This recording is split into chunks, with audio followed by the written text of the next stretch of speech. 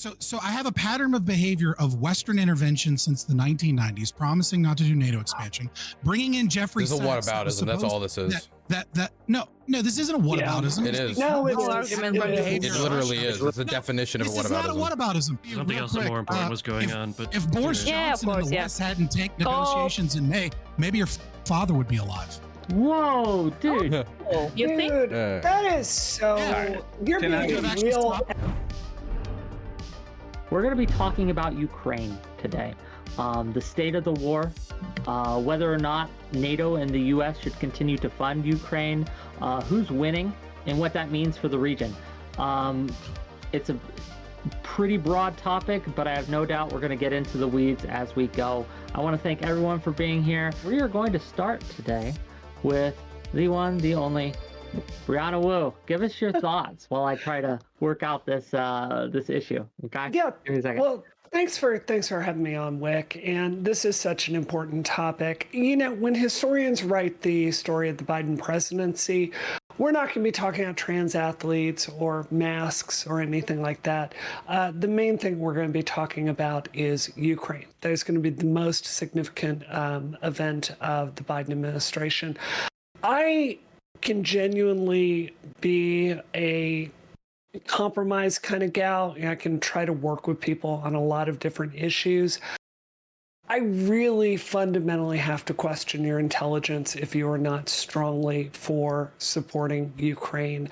I'm not going to ask you to go really far back in history, but I am going to ask you to think about World War II, where you had a madman that was going across Europe trying to expand his power. We tried to appease him. It did not work, and we ended up going into a war that cost a phenomenal amount of lives. There's very much the same situation here. Putin is a truly horrible dictator that genuinely threatens worldwide geostability. The stakes here are literally democracy versus fascism. There is no argument I've ever seen that makes any sense for not supporting Ukraine. Even a fiscal argument is so much cheaper for us to support them. It is a fraction of a fraction of a fraction of what we spent on the Iraq war. It is the right mission, and it is international security interests. So I look forward to hearing what people's arguments are against this today, but candidly, it's hard to imagine what a credible argument could even be. Okay, thank you for being here, and I guess we'll see as we go. Speaking of credible arguments, non-smoker, please. Hey, what's up, everyone? Twitch.tv/nonsmoker. Yeah, I mean, I think I've had a pretty consistent view on this entire topic from the get-go. And my view has always been that supporting this war is doing little more than proliferating the conflict, which is resulting in more people dying. I happen to think that had the U.S. not contributed what is now amounted to over $40 billion in military aid to Ukraine, that the war would have ended much, much, much sooner. I've never bought into the appeasement narrative or this reductionist view that everything is World War II and everything is Hitler and everything is Nazi Germany as a rationale for why we have to pour billions of dollars into military aid to a highly unstable country fighting a global superpower. That I've also found a lot of the narratives are very dishonest about why we're over there defending democracy and so forth, when it's clear to me that this is just the extension of American hegemony. You could make a really strong argument that a big part of the reason the war began is because of the encroachments of NATO and, broadly speaking, the West into Ukraine as a political influence, and something that, created a lot of tension with Russia that didn't fully exist to the extent that it exists now. So, I happen to think a lot of the narratives are really dishonest. And, maybe the strongest argument I can make of all is that it seems very totalitarian that if you have any dissenting view on this, I think Brianna just made it clear with her opener, if you have any dissenting view on this whatsoever, you're just irrational and a total Vatnik and a total, Putin dick sucker. And I've never appreciated that kind of like single-minded thinking on any issue. So, to be clear, that is what I think based on your statement, but we can go on. Yeah, of course it is. We'll get into it. Well, thank you for being here. Again, I'm sorry, a little distracted. We're working in real time tech support with Anna here to get her in on this call, but we'll get it done. Dylan, please go ahead. Oh, could you? Sorry, I kind of lost base. What were the questions again? There were like 3 or 4 questions. Sure. Who is winning the war?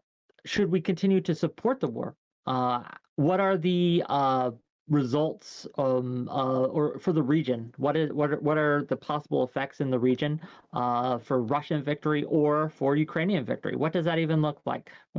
Just a general thing, broad strokes, if you will. There you go. Okay, so I'll start off with the area that I think I'm going to be the most reconciliatory. Sorry, I'm very bad with the English language. Reconciliatory. Anyway, when it comes to who's winning, I never like that question. And the reason I don't like that question is it completely depends upon how you define victory and how victory during this war has changed. Originally, the Russian war goal seemed to quite simply be walking on every major city, capturing it, maybe overthrowing the Zelensky regime, installing something different. If that is the basis of Russian victory, obviously they haven't achieved it, and the Ukrainians have succeeded in stopping that. If the basis of Russian victory is taking the territory that they've declared that is theirs and that they've annexed, Zaporozhye, Kherson, Donetsk, Luhansk, they have been unable to take the entirety of any of these oblasts, and in fact have lost over 50% of the territory that they've taken since day one. Now, if you look at Ukrainian victory, the Ukrainians have been successful in stopping the Russians from achieving their goals, but they have also been unable to, up till this point, to achieve their goal in liberating all of their territory. Crimea, the rest of Kherson, but they have cleared over 50% of the territory that has been captured since the February 22nd invasion. So to say who's winning depends whose metrics you're using, like how those metrics have changed as the war has gone on for the Russians. And so I don't like that question. I will say that right now, it feels like the Ukrainians have the momentum. Everybody is extremely anxious right now as we're waiting for the counteroffensive to begun. They have liberated over 50% of the territory that has been captured by the Russians since February 22nd. And there seems to be shipments coming in for Ukraine well into next year, stuff that's already been promised. And so there's a certain amount of momentum that the Ukrainians have that the Russians have not been able to build up during their winter offensive. So rather than saying like, oh, this side's winning or this side's going to win, because victory is far from certain for either side. The Russians don't have any path towards their original victory, but maybe they can try to scrape away the territory that they have held on to so far. But for the Ukrainians, they still have to do a lot of work if they would achieve their larger goals of liberating territory like Crimea. So I would say, instead of saying this side's winning or that side's winning, I would say the Ukrainians have the momentum. That's the answer for the first question. I don't want to talk too much. I'll just be simple. I want the Ukrainians to win. I think if the Ukrainians win, then it's going to mean longer term stability in Europe. I think if the Ukrainians win, it means it's going to be a higher standard of living for Ukrainians. It's going to mean them being able to choose their own future, them being able to have their own autonomy and how they choose what economic system, what geopolitical system, what alliance system they want to join. It's going to mean ending of a multi-generational struggle for Ukrainian independence that I believe they deserve, just like the Algerians deserved it, just like the Vietnamese deserved it, just like every anti-colonial struggle deserved their own nation state. I think it's good for the United States. I think the transatlantic alliance has been one of the most profitable endeavors for the United States. While it is a heavy investment, for example, to do the infrastructure investments into Germany and to other countries after World War II, in the long run, it more benefited the United States to have these long-term economic and geopolitical relationships. And I think it also benefited the countries in question. That's why many of these countries ran to NATO. I'm not gonna ramble any more than that. I don't want to take up too much time. Okay. Well, thank you for being here, and I guess we'll get into it as we go. Fabian, Liberty Scott, go ahead. Oh, you're muted. You are muted. Give me a second. Give me a second to respond. All right. Sorry about that. Yeah. So I'm Scott from Fabian Liberty. You can find me on Rumble, YouTube, Twitch, live streaming on Rumble right now. Yeah. So there wasn't really a proposition for this because it's a debate, but I'm not sure what we're debating because there isn't a proposition. So I kind of just went off of what I put in the Discord and wrote this statement. So moving forward, Ukraine is a nation abused for decades by corrupt leaders invaded by the evil, dying Russian Empire. Since the start of the war, U.S. intelligence reports that there have been roughly 350,000 casualties, tens of thousands of innocent Ukrainian soldiers, as well as Russian soldiers, many of whom are conscripted, also known as enslaved people, have been murdered. Instead of seeking peace and an end to the bloodshed, Western powers are following the same playbook that has helped cause this very conflict. They're beating the war drums for the financial interests of the hegemonic power of corporations and allied nations. The few voices calling for peace are silenced and dismissed by neocons masquerading as liberals, like the war propagandists opposing me tonight. This propaganda is so pervasive that gone are the days of, quote, strategic empathy that helped the West battle the old Soviet Union. We cannot discuss the facts of Western encroachment and lies of NATO expansion, of human rights violations and coups in Ukraine against their own people, or anything that might threaten the bullshit narrative that the West is, quote, fighting for democracy, without being labeled Russian apologists or fascists as if we're the ones supporting Nazis. No, the West is not training F-16 pilots or supplying shadow missiles for fucking peace. Just like we don't arm moderate rebel groups for democracy while ignoring genocides that do not benefit the banks. Those who support continued funding and involvement, hoping for a Ukrainian counteroffensive to succeed, should be made to answer how many fentanyl overdoses, how many starving third world children, how much inflation, and how many dead Ukrainians are they willing to sacrifice for an imaginary better future outcome? Whose throat will you slit in your family to fight for democracy? Well, I'm sure we will get into it, right? As we go. Anna, hi. Hey, hello. Can you hear me? Yes, let me turn you up just a smidge. Oh, can you do it? Yeah, I'm so sorry, Wick. I wasted your time to get No, in here. not a waste, not I a waste. I apologize. understand. Yeah. It's fine. Um. So yeah, we're just doing a brief, concise introductions and opening thoughts. Do you have any for us? Yeah, I do. My name is Please. Anastasiya. I'm from Kharkiv, Ukraine, and I'm a volunteer. I help my people defend themselves by, going to the front lines and delivering aid to them, and also sort of advocating for Ukraine at this point, as a spokesperson, I guess you could say. I don't have any like YouTube, Twitch thingies. I only have like Twitter, and it is Ukrainian Anna. So yeah, you can find me there and support my efforts to help my people and defend myself and others and my family and my country. If you can, I would appreciate it. And let's go on. Okay. Yeah. No, thank you. Oh, Gang, I also am. Sorry, I forgot. I am that elusive Russian-speaking Ukrainian, by the way, from the East. That people use to justify and do apology for Russia. So yeah, it might be fun to talk with someone who's actually from here and who's fighting the fight. Yeah. Okay. Well, That's thank you it. for being here. I really appreciate you Thank coming you. today. And we'll Yay! see. Thank you for helping me. No I was problem. dumb. Gang, if my mods in chat can put a link to her Twitter, and I'm sure it has all the socials and places you need to go. If you could put that in the YouTube and the Twitch chat for me, that'd be great. And last but certainly not least, OmniSlap. All right. So yeah, I'm Omni_Slap1 on Twitch, and that's my handle on Twitter. So you can follow me there if you want. So yeah, I'll try to keep it kind of brief though. So who's winning? Honestly, that's the part of this debate that I kind of studied the least. So I'm probably going to speak the least on that one. But to my knowledge, it kind of just seems like a stalemate. Like particularly in the eastern half of Ukraine. But honestly, I don't really care too much about this question in the first place because I don't really care to like follow wars like they're a fucking horse race or some shit. I think it's kind of cringe, honestly. Just like I gotta follow every development going on in the war or some shit. Like it's just kind of cringe to me. I don't really care about like the day-to-day shit that's going on too much. I care more so about like the overall like the overall causes and the part you care about. Let's do that. How's that? Okay, all right. I mean, well, I was basically done with that. Yeah, I don't care. But it seems like where was I?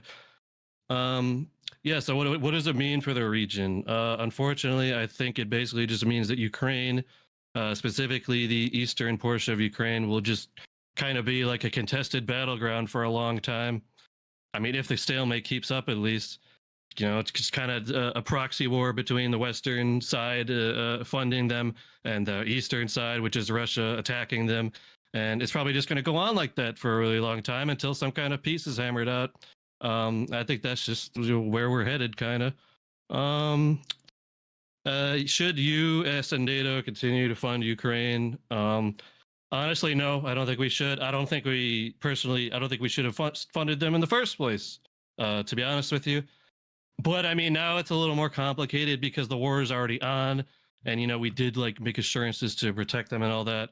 So I don't know. I guess my solution would be, I guess, to like kind of say, okay, Russia, like try to make some kind of peace with Russia. Be like, okay, we'll stop giving weapons and money to Ukraine and funding the war if you agree to maybe sit and at a table and hammer out some kind of a peace or something. We could discuss that, and maybe we'll stop giving all this money to Ukraine that you're so worried about, and we could work something out. Okay, now the U.S. government is not going to fucking do that. All right, let's face it, they're not going to do that in a million fucking years because the U.S. government is all about war. Okay, we love us a good fucking war. We're not going to fucking stop.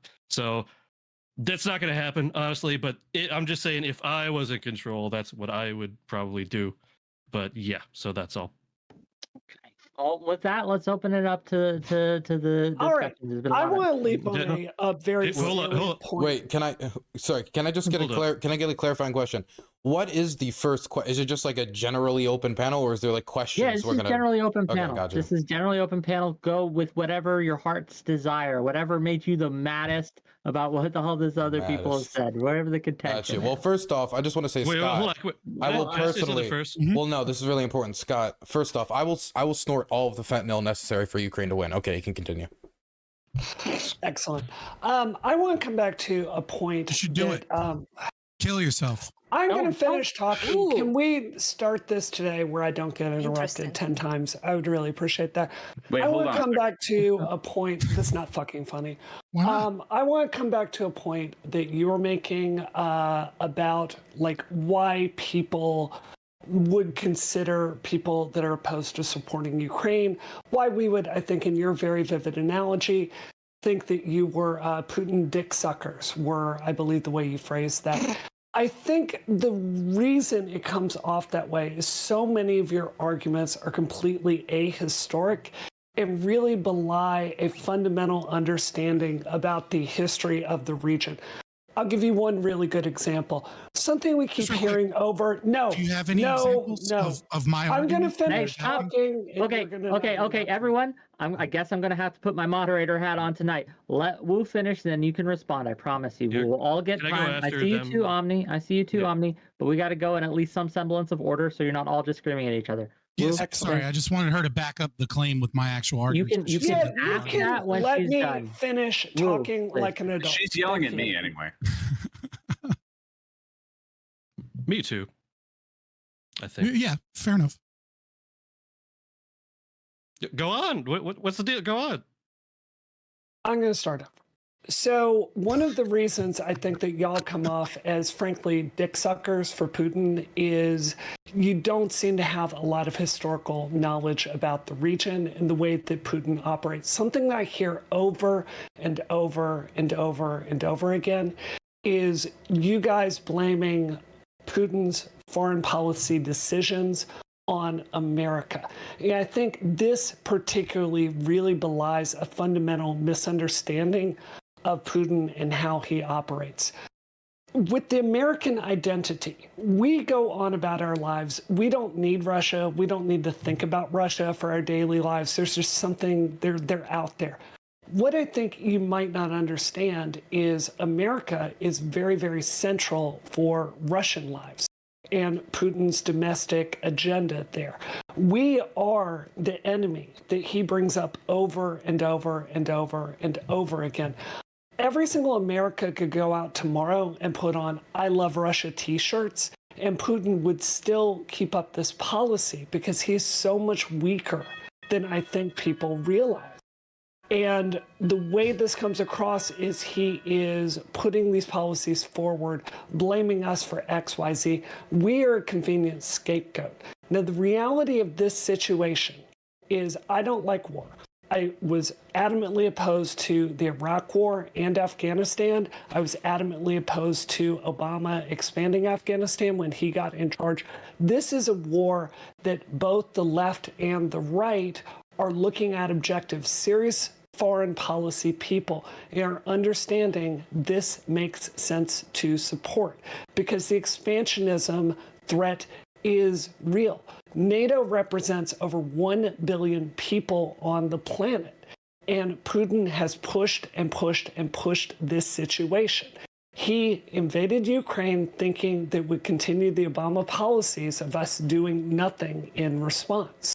And I think that we can either show strength here or we can continue to show weakness here. And I think that it's been a real foreign policy disaster believing that we can appease Putin. Okay. And with Can that, I you ask may a clarifying respond. question? You may. Okay, so your argument is the evidence that Russia is not making decisions based off of U.S. Foreign policy or U.S. decisions is that the United States doesn't need to worry when living within the hegemonic, powerful structure that they are in the United States, but that Russians believe it's an existential threat. What evidence is that? That's the like. In fact, your evidence that the only piece of evidence that you cite actually tends towards the claim that Russia is doing things because of U.S. foreign policy experience, and that Americans don't feel threatened by Russian power, and that we could all wear whatever fucking T-shirt we want tomorrow, and it wouldn't make a fucking difference because we might just see a 50-cent increase on cheeseburger prices. That's not what I argued give an at evidence. all. If you have to mischaracterize my arguments because either you don't have one of your own or you don't understand it, so I will help you out. I will repeat what I said. Which you said were all bullshit without hearing. I'm going to repeat what I said for you. If you want to discuss what I said, we can talk about that.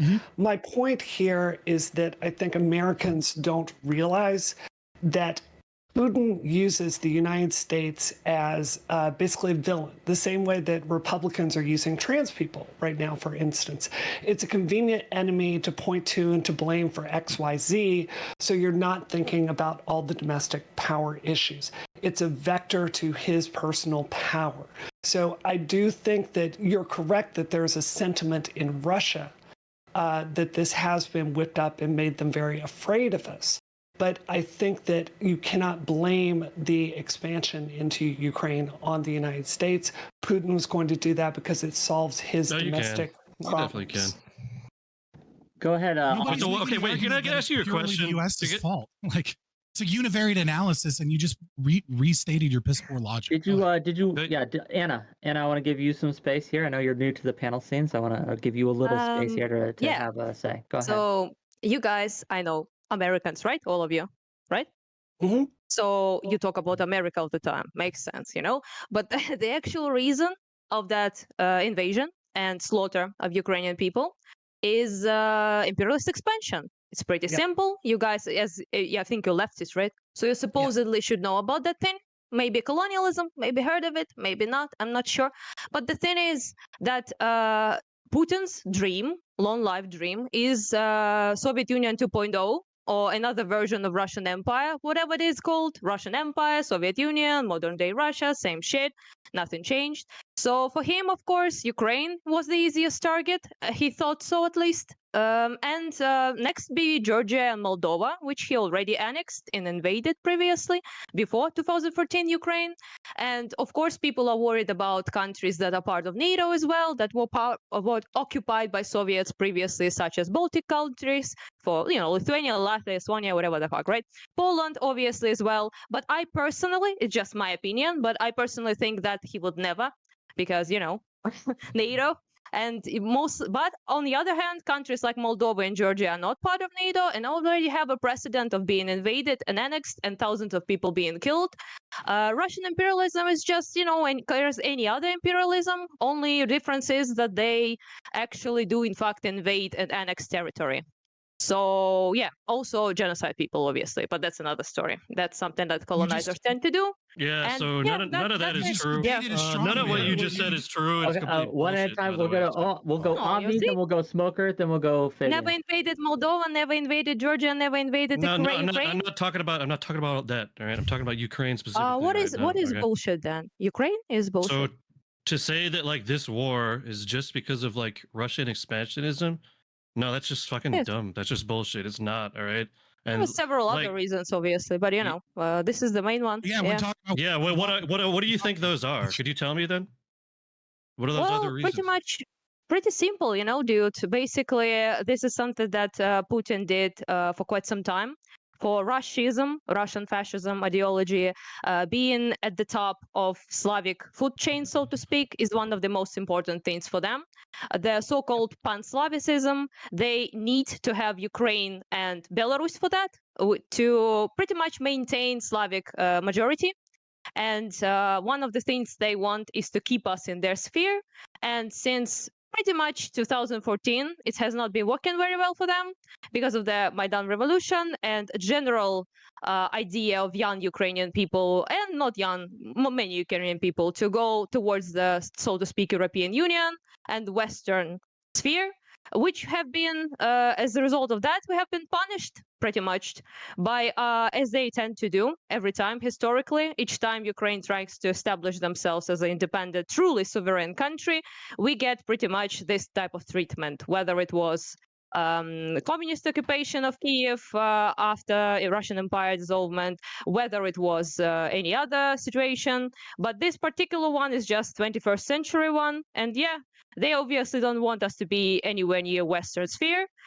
We did not intend to be part of NATO at the time, but just being European Union was quite enough for them, even despite the fact that we will not be taken there in like 10 years or something like that. Yeah, so, even though NATO literally made NATO promises to add NATO Ukraine eventually, in but never 08. mind that. Like, yeah, but didn't, and also majority of Ukraine at the Not time yet. was not pro NATO. They are now. War happens. I wanted to kind of pivot off to something earlier that Fabian talked about, but I just want to say that for me, while I do think that the existence of NATO did possibly contribute, I don't know how much, we weren't in the room, to the invasion of Ukraine, because it was a competing power structure in Ukraine, and Russia doesn't want any other competing power structure in Ukraine because it wants to dominate Ukraine. And if Ukraine's in NATO, then it cannot be dominated, just like it couldn't with Estonia, Latvia, Lithuania. But I wanted to talk to Fabian about something. Earlier, he was talking about the mythical victory, and how these horrible war and all the people who are dying to attain this mythical victory, and all the blood in your hands and the fentanyl and all this stuff. For me, right, if I was telling a population, like let's say I was in South Vietnam and I was telling the Vietnamese, go fight the Viet Cong, I'm ordering you to go do it for our interests, domino effect, etc. I can understand saying this person is obviously a ghoul who does not care about the interests of the locals, who does not care about the interests of the Vietnamese. They merely care about the United States interest, and they'll do anything necessary to benefit that. But whether or not America is, to some degree, or even in large part, self-interested in how it supports Ukraine, whether the Ukrainian people themselves want to continue that struggle is going to be the main indicator in whether or not I am going to listen to somebody saying, what about all the people dying, and say, oh, you're right. Because I'm not going to tell Ukrainians, you've suffered too much. I'm the one who can determine how much you've suffered and what's the appropriate amount you can suffer for your own liberation. The Algerians suffered tremendously for the liberation. The Vietnamese did. People all around the world did. So when we, throw the fentanyl and everything else at me, fentanyl is a different topic, obviously, but when we throw this number at me of all the dead Ukrainians, would we not say that then it would be it would be a little dishonest putting that on me when it's the Ukrainians' decision to continue the fight? Right. So I don't want to step into an internal critique, because my both of the other proponents in this discussion are not ANCAP libertarians, right? So dealing within a framework of consequences, right? Just in that, what you are saying is that there is this presumed victory, whatever it is that you don't want to define, as you said, right? Because like what I can define what Ukrainian victory means if you want. Well, I mean, why don't we ask Anna? Means is Zelensky. I mean, I know I know what Ukrainian victory means to Zelensky. It means 150-kilometer demilitarized zone, and Russia must move out of fucking Crimea, and then peace talks can occur after tribunals occur. Like, it's fucking retarded, right? Like until as we keep giving them money and they see victory in sight, or at least in some other place they can imagine a path to victory, then the bloodshed will continue, because Zelensky is not serious about peace in any way. The problem here, when I bring up this mythical victory, is that you're saying part of your argument hinges that once this area is stabilized, it will mean stabilization. You're attempting to tell the future about what Russia will look like, what relations with China and Russia will look like, what Eastern Europe will look like, how all of these different things will behave in the future. And you're justifying current movements towards increased death and suffering, and not just in Ukraine, but also throughout the entire world as resources. Like, it's an incredibly resource rich area, right? There's a large portion of food that is being stopped, right? And this is one of many factors that is going to lead towards food cost increasing. That's going to, the aid towards this war is going to mean less children in third world countries are going to be able to get foreign aid. People are going to starve and die throughout the entire world, as well as the people that are being butchered in Ukraine for a supposed victory that will supposedly be more stable and will supposedly be better. And I don't like to gamble with people's lives like you do. So first, when it comes to the peace deal, anytime you negotiate, you're going to put forward all of your interests on the table at the start of any negotiation process, right? I hear the same thing when I talk about the Russians and them saying that they need to have Donetsk, Zaporozhye, Kherson, and everything else. I hear the same thing in response. Well, obviously that's what they're saying now, but once you negotiate, then you're going to get to a more reasonable position. The Ukrainians are going to put forward the position that they think would be the most moral for them. I do think, considering how many times the Russians have invaded and conquered Ukraine, that a demilitarized zone isn't even that crazy of an idea when it comes to the morality of it. Whether it can be implemented, whether it's practical, is a different story. So I don't think that's ridiculous, and Zelensky's completely uninterested in peace when he was elected on a pro-peace platform originally.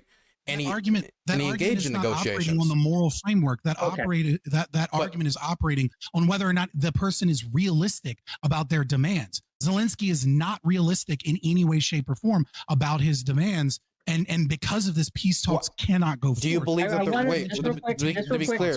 just real quick before I let you respond, I will let you respond, Dylan. I want to make sure that we get some of the other people in here who've been wanting to talk. Non-smoker hasn't said a word yet, so Dylan, respond, and then we're gonna go to non-smokers. Fair enough. Yeah. Okay, there was a second part. There was a second part to the first question. I got to remember it, but for me, when he puts forward this position, this is how all negotiations start. I don't see this as any different than what would happen when, for example, the Armenians and the Azerbaijanis or any two sides start a negotiation process before they get to the final deal. If they were to sit down tomorrow, if the Russians and Ukrainians were to sit down tomorrow, I don't think that this is completely out in the space. This is so different than any other negotiation process, so different than any other proposal. Can you tell me the second thing you said originally? I forget the second thing you said originally. You said you made the first point, your second point. I don't know that I ordered them in a list, so I don't know exactly what you would say. But what I would say is just to respond. And then I gotta remember what the second thing. Oh yeah, the death and destruction. We make these calculations all the time about predicting what will happen in the future in order to take actions now on the geopolitical stage. This is how nation states operate with trade. This is how nation states operate when it comes to defense. This is how nation states have always operated. This is how alliance structures operate. So yes, the Ukrainians and the Western alliance structures that are supporting in the Western alliance structures who are sending aid to Ukraine or sending aid upon the assumption that that aid could contribute towards Ukrainian victory, which would most likely lead to more long-term stability, better security for Ukraine to not be invaded. And you can say, well, you don't know that for sure. And you're right. The world could explode tomorrow. We don't know exactly what happens in the next day, but we do have a record of seeing every single NATO state that has become part of NATO has not been invaded by a foreign power. Estonia, Latvia, Lithuania, all nation states that the Russians very much have revanchist kind of imperialist ambitions towards are not able to be invaded because they're part of NATO. We've been giving billions of dollars to Ukraine. Enough. We have to get there's more people that want in. What are you talking about? There's more people who want in, and I want to make sure other people get a voice. Non-smoker, then Anna. That's the order we're going in. Non-smoker, Anna, and then we'll get more. Yeah, thanks. I never thought I'd be agreeing this much with Scott. So yeah, I mean, a couple things. First of all, the whole Soviet Union 2.0 thing is it's just baseless. There's no reason to jump to that conclusion, or there's no evidence, I should say. That's a better way of putting it. There's no evidence that Putin has this aspiration to build an entirely new Soviet Union, reintegrate all the old words? republics. Well, okay, so obviously there have been a number of wars, and if you take each one in isolation, okay, listen, and you take each one in isolation and string together this narrative that, wow, he must want to rebuild the entire Soviet Union, when you take all of those things out of context, I could see why you would reach that conclusion. But there's no the one consistent thing that's come out of Russia is the fact that they resent NATO expansionism. They've been consistent about that since Gorbachev. It's been a consistent line. No, it's just that's even something Western diplomats agree on, right? If you look at a guy like George Kennan, someone mentioned diplomats earlier. Oh, all diplomats agree on this in the West. George Kennan, who's probably one of the most famous American diplomats in history, he even called NATO expansionism something that's restoring the East-West order that existed in the Cold War, right? And this whole idea that, like, Barnes, the CIA. Right. And look, hold on a second. I got a couple points here. I don't want to get too off on each one, but I would understand the idea of, like, Dylan was talking about, like, what the Ukrainians want, all that stuff. Obviously, I don't speak for Ukrainians, right? If I was a Ukrainian citizen, my country was invaded, I would want total victory too. I understand that viewpoint.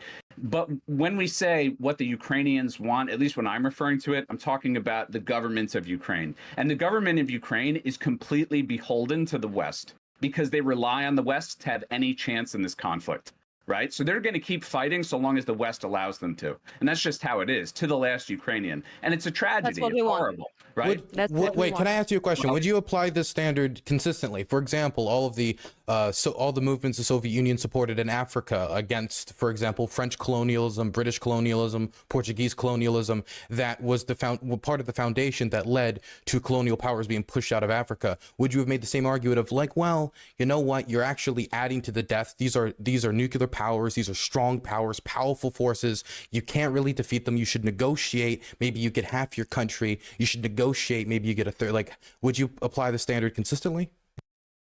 Look, I generally think that for me to apply the standard consistently, every circumstance would have to be the same. So if it really was a circumstance where X country had just no chance of ever being liberated, and pouring more money, more military aid specifically into that country would prolong the conflict, and there was no evidence, at least immediate evidence, that the entire territory was going to be annexed, then I would probably apply that consistent standard, yeah. I want Anna to go, but before I do, an on-smoker, one question. Do you think that that Ukraine has no chance of being liberated? Do you honestly believe that? No. Okay. Anna, go ahead. Wait, no as in no, I don't believe that, or no as in no, I don't think they can? I think it's an unwinnable war, and I've said that from the start. Okay. So the unwinnable war was supposed to end in 3 fucking days or 3 weeks tops. We liberated Kievska Oblast entirely in a month. Sumska Oblast is region. We liberated Chernihivska Oblast. We liberated almost entirely my Kharkivska Oblast. This is a size of couple countries, just so you know, in Europe. We liberated those in a matter of months. That's for once. Second of all, second counteroffensives are going to start soon, quite soon. And yeah, so you have zero grounds to think we will not be able to do it. The great example of that would be Finland, winter war with the Soviet Union. They lost. They didn't. They didn't lose. Finland didn't lose the winter war? That's news to me. Wait, my dude, wait. I thought they won, but just because Soviets stopped caring. Let her finish, and then you guys can all respond. They killed 300,050 Soviets while lost 70,000 people. 1-5, which is exactly how it is, by the way, in Ukraine. 1-5. So yeah, I know. You guys know better, sitting there, whatever the fuck you are. Can we get per capita? Yeah. Anyhow, point is, they ceded 9% of their territory. Wait, Fabian, wait. Just sorry, Fabian. Per capita, 1-5. What would that ratio be? Wouldn't it still be Ukraine would be even just population-wise? It would still by that logic, America won the Vietnam War. We had a better KD ratio, guys. Wait, I don't want Fabian. 5-1. Just do the math. Just because Ukraine's 44 million people times 5. I think that balances out. Active chatting. Let's give Anyway, Thank you, my guy. Okay, so They want- right, I mean, that I doesn't- want that doesn't Anna to stop China finish her taking away, point like, and 1 to to not 5. get Yeah, let talked Anna over. finish. Let's Yeah, let Anna, Anna Anna, Thank you very finish your much. point, then people can respond. Yeah, I promise you. you. Yeah, good manners are rare apparently. So yeah, so what I'm saying is that Finns ceded 9% of their territory, unfortunately, and the sole reason for that was because they got exhausted and got no support from the West pretty much almost at all. Whereas we actually do have that support, and if it continues, then we will continue to liberate our territories. I don't know if you guys know, probably don't give a much of a fuck, but my father was killed in Kharkiv by Russian artillery, and if which I'm not blaming the West, I appreciate any help you guys can give us, but if it was given to us sooner, then counteroffensive might have started sooner, and he might not be a splash on the wall right now, because after a When- very when did he die? effective You wanna- counteroffensive, you wanna You, use- you you wanna gotta use let him. her When did he finish, die? dude. I will. Okay, you have to let her finish June. before I start muting people. in June, 10th, 11th of June. So yeah, September the counteroffensive started, and we waited on those offensive weapons for quite some time. Unfortunately, it took way longer than we wanted to, but you know, bureaucracy, war, things don't go as fast as you would want.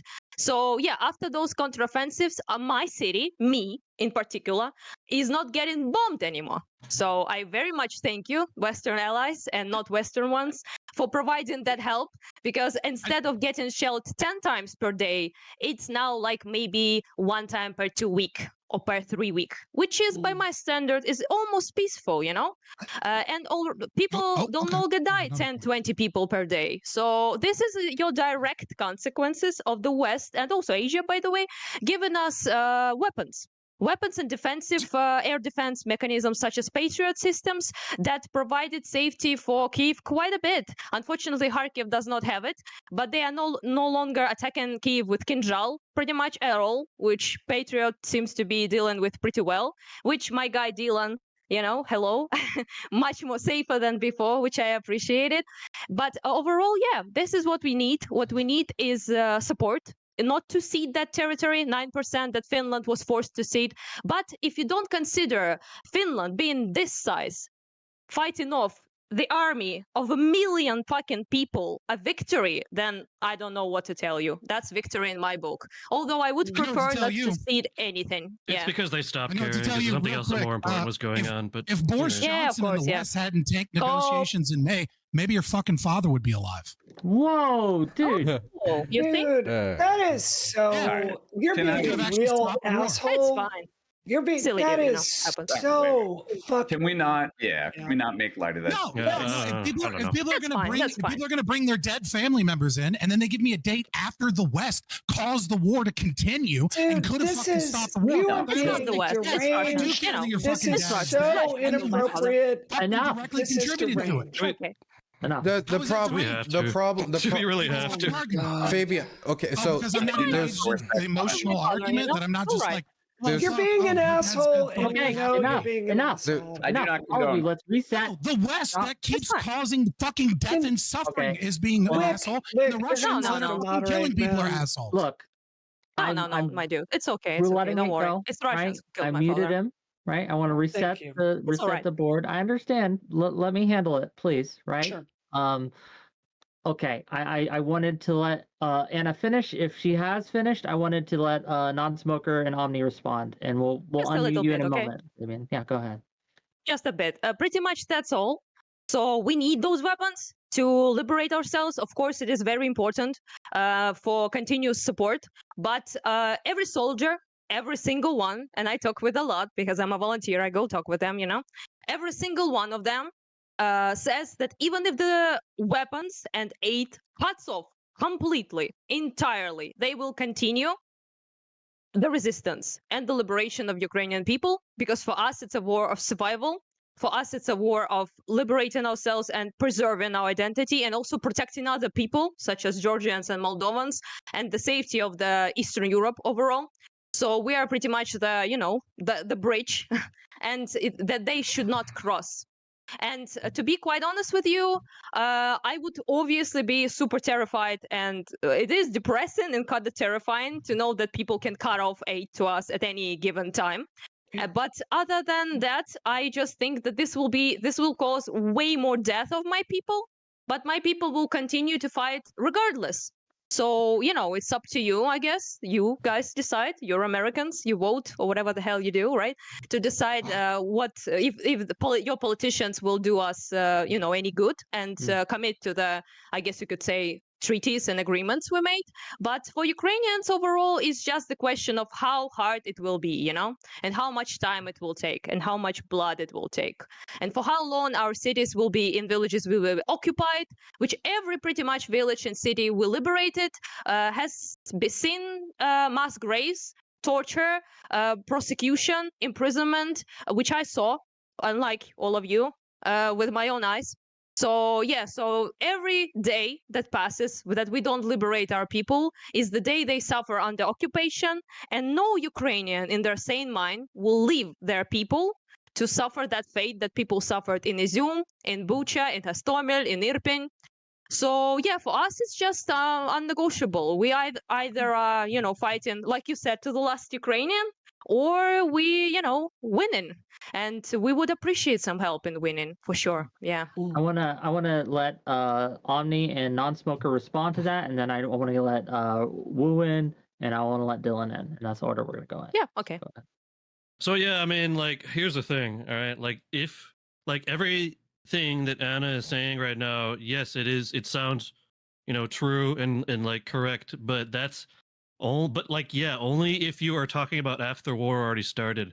Like, you're thanking the West for giving you all these weapons and support to like help win the war. But if you want to talk about how did the war begin, though, it was largely because of us for decades before this war even started, funneling money and weapons, and not only that, but we gave absolutely no assurances that Ukraine would not join NATO eventually, which was, I think, one of the biggest deals from Putin's mouth himself for him invading this war. So if you talk about like after the war started, the West support, yeah, sure, it sounds good. Yeah, we're helping you guys win the war. But maybe the war didn't have to fucking start if we were not influencing this region with some billions and billions of dollars of money and billions of dollars of weapon and equipment and training and doing drills on the freaking border of Ukraine and Russia. Yeah, I think that kind of helped start the war. So maybe the war didn't even have to happen in the first place if we didn't fuck around there. You know what I mean? Just a quick little answer. You care about Putin's words when it comes to NATO, and you say that but you don't care about his words when he says, I want Soviet Union 2.0, Russian Empire, Ukraine is not a country, Ukraine is not a nation. When did he say that, by the way? Did he actually say that? No. Can you link Yes. like link where Yes. He did. Yes. Several times, my guy. Yes, he said that his Ukraine whole is career. not a nation. Ukrainian identity is a disease Even of the though mind. he's Ukrainian language anti-communist, he doesn't said that, exist. I can go on for hours, for fucking hours, because I speak Russian. I listen to the guy for 8 years now. So this Thanks is for the read, you don't Vosh. hear that, but you hear NATO. That NATO, and that NATO, they didn't attack fucking anyone in quite a long time, in decades, to be quite honest. That was a defensive alliances for quite some time now, where Russia wasn't. Where Russia since its independence pretty much since 91st. When the Soviet Union collapsed and everyone became kind of their own separate kind of countries, because they were still under Russian thumb, obviously, but that's another story. Since then, they have been non-stop in fucking wars and invasions. Chechnya, Moldova, Georgia, Ukraine, whatever the fuck, right? And that's have been a pattern, whereas NATO have not been such a pattern. So I do agree that, of course, Putin uses that as an excuse, but it's just kind of funny that you listen to that, but you don't listen to the entire ideology of today's Russian state, which is what I just described. So I agree with you in some regard that to me it doesn't important, to be quite honest, why the fuck it started. But as you said, for me, well, now is important, right? I'm here, I'm in Ukraine. But on that you're correct. But you're wrong on the fact that for some reason you are very selective in what you're hearing from Putin's mouth. Yeah. Wait, so are you aware that Putin was actually interested in joining NATO early on in his presidency? Sometime. At the beginning he was, then he changed his mind, Yeah, Well, so I mean, changed the form, kind of. yeah, I don't know. Yeah, I'm aware. Yeah, it's true. Yeah, what you said. I want to give non-smokers. Well, I'm glad I'm actually glad I got that out of you, Anna. By the way, that you agree that we did help cause the war. Okay, that's good. All right, all right. Okay. Non-smoker, disingenuous woo, at all. Dylan. That's the Not order we're going but, in. you know. Non-smoker, woo, Dylan. Good job. Go ahead. Yeah. Thanks. I mean, look, I just want to say first and foremost, like, so if I were Anna, like, if as much as I could put myself in her shoes, I would feel the exact same way, probably. Like, if a family member of mine were killed by an invading army, I would want every fucking person in that army dead. And I would fight I don't want until that. I was dead, right? I can empathize with that position. I don't think that that's a reasonable strategy. I don't think fighting to the last Ukrainian, meaning could possibly mean millions of fucking people dying, is a good idea. And I don't think doing that for the collective West, having some sort of buffer state between them and Russia, is a good enough reason to potentially send millions of people into a fucking giant meat grinder. I just don't think that that's a reasonable, good, approach to resolving this problem. I have empathy, right? I really do, and I've said that consistently. It's crazy. If you have any dissenting view on this, you automatically want Ukrainians to die. I don't want anyone to fucking die. I've never advocated for that. But I happen to think that U.S. military support is the only thing propping up the Ukrainian military, and that the second that we pull that support, which at some point will happen, it just will, right? This won't go on forever. And when it does happen, that's when Ukraine will be forced to find a diplomatic resolution with Russia, and whatever comes of that will come of that. I happen to think that, the two outcomes will either be Ukraine joining NATO and ceding the territory that's been taken. I happen to think that's one possible outcome to this. Or I think Ukraine may get territory back and sign agreements that they won't join NATO, something like that. I don't think either of those solutions are, perfect or anything like that. Leaves everybody happy. Obviously, a bunch of people are dead now, so it's irrelevant almost in some cases. But at the end of the day, I just don't see this as like a scenario where the Ukrainian military, as bravely as they've fought, right, to give them credit where it's due, because Anna is right, this is carried on much longer than anybody has thought it would, even though there was almost a diplomatic resolution in this last April before Boris Johnson called the whole fucking thing off. But nevertheless, Boris the Ukrainians Johnson, have yay. fought bravely, et cetera, et cetera. I don't see them with billions more in weapons, regardless of billions more in weapons out being sent to Ukraine. I don't see the Ukrainians entirely pushing the Russians out and just pushing them out of Crimea and completely restoring all their territory. I don't think it's realistic. Okay. Just to answer that, if you will, if he addressed briefly, me but then short we do way. have to go to Yeah, Wu to briefly. and Yeah, Dylan. very briefly. I mean, so first and foremost, I would say that our goal, obviously, is liberation of entirety of Ukraine. There is a possibility, of course, that we would have to, maybe cede some land. That is possible, although not desirable for obvious reasons. But this, you are correct, by the way, it does depend on the support from the West. But it is kind of funny that you think it's moral to blackmail people like that. Literally, is what you're doing is blackmailing us. You're saying that, yeah, don't get angry. Basically, what you do, it is what you're doing. I mean, accept it. You're saying that we will, force you into negotiations, into ceding land, giving them the opportunity to attack us again You in gotta the let me future. respond. Well, it's our money, yeah, isn't of it? course. It's not blackmail if someone says that I'm going to It's not for stop you. engaging you in emotional exploitation. Hold on. Can I just? Wait a second. Okay, Wait a second. okay. Who's exploiting? What I'm saying is, it is a blackmail. It is emotional. Epic term, but whatever. It's just you are blackmailing because you are basically saying it's Sudetenland situation. Do you know about Sudetenland? This is basically what Britain and France and Italy and Germany did with Czechoslovakia. They blackmailed it and pressed them to give away land to Germans. By the way, with the same exact reason. They said this is majority Germany. This is majority German people. They speak German. So what the heck, The same reason they used in Crimea. Majority Russian. Your money. Majority. Wait a minute. I will It's done. an I'm done. I insane will thing not to be say. talking for a Okay. while.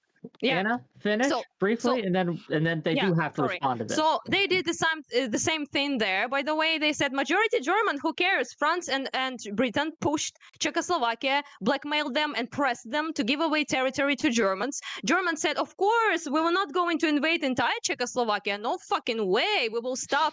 Guess what? They didn't. They annexed the entirety of Czechoslovakia, then proceeded to divide Poland and attack them with Soviet Union for both Can you sides. make an Okay, argument, And please? Okay. Yeah, that's it. That's the argument. That's, That's what the he argument. wants. He And wants us your to give worldview away of Russia history. to Russia. Fabian, Not stop. responding to Yeah. any arguments. Fabian, stop. Non-smoker can respond. Non-smoker was addressed. Non-smoker was accused of blackmail. I gotta let him respond to that, right? That Not him in accusation. particular, people who has that ideology.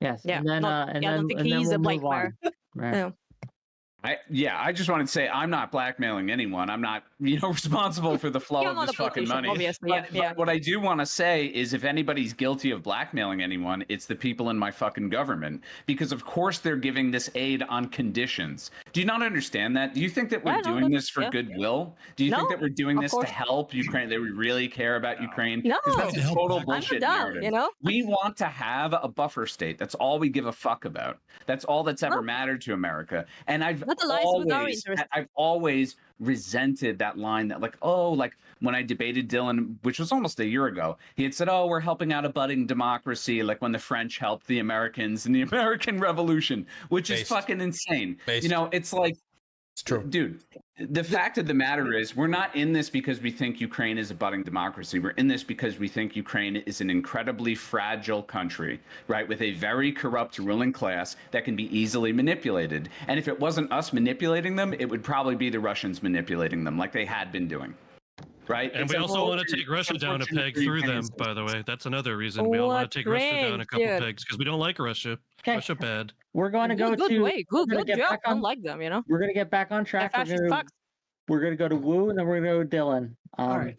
So go ahead. Wick, I would appreciate your help with not getting interrupted as I'm making this point because I want to go through a few things. Anna, first of all, I want to tell a really brief story. There was one Saturday I was out here in America. I jumped in my convertible. I went out. I had a great day. I went for a run.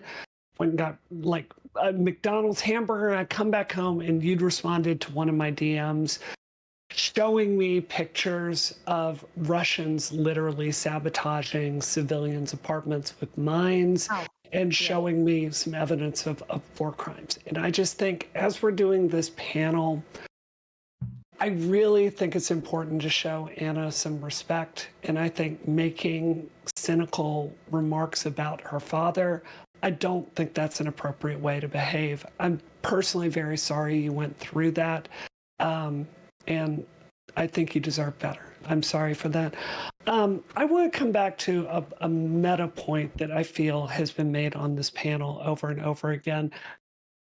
And I think there's kind of a false assumption here that there are two options, right? We either help Ukraine or we don't help Ukraine, right?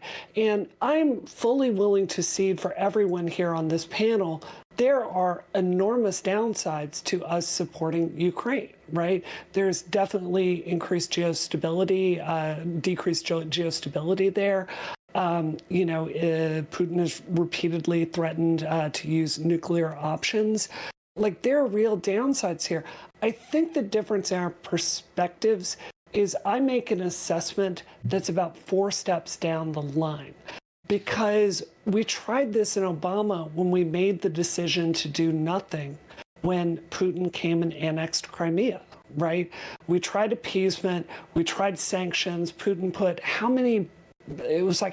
trillions of dollars aside to essentially make Russia a self-propagating economy and isolate them from sanctions measures across the world. We tried this strategy of appeasement and it didn't work.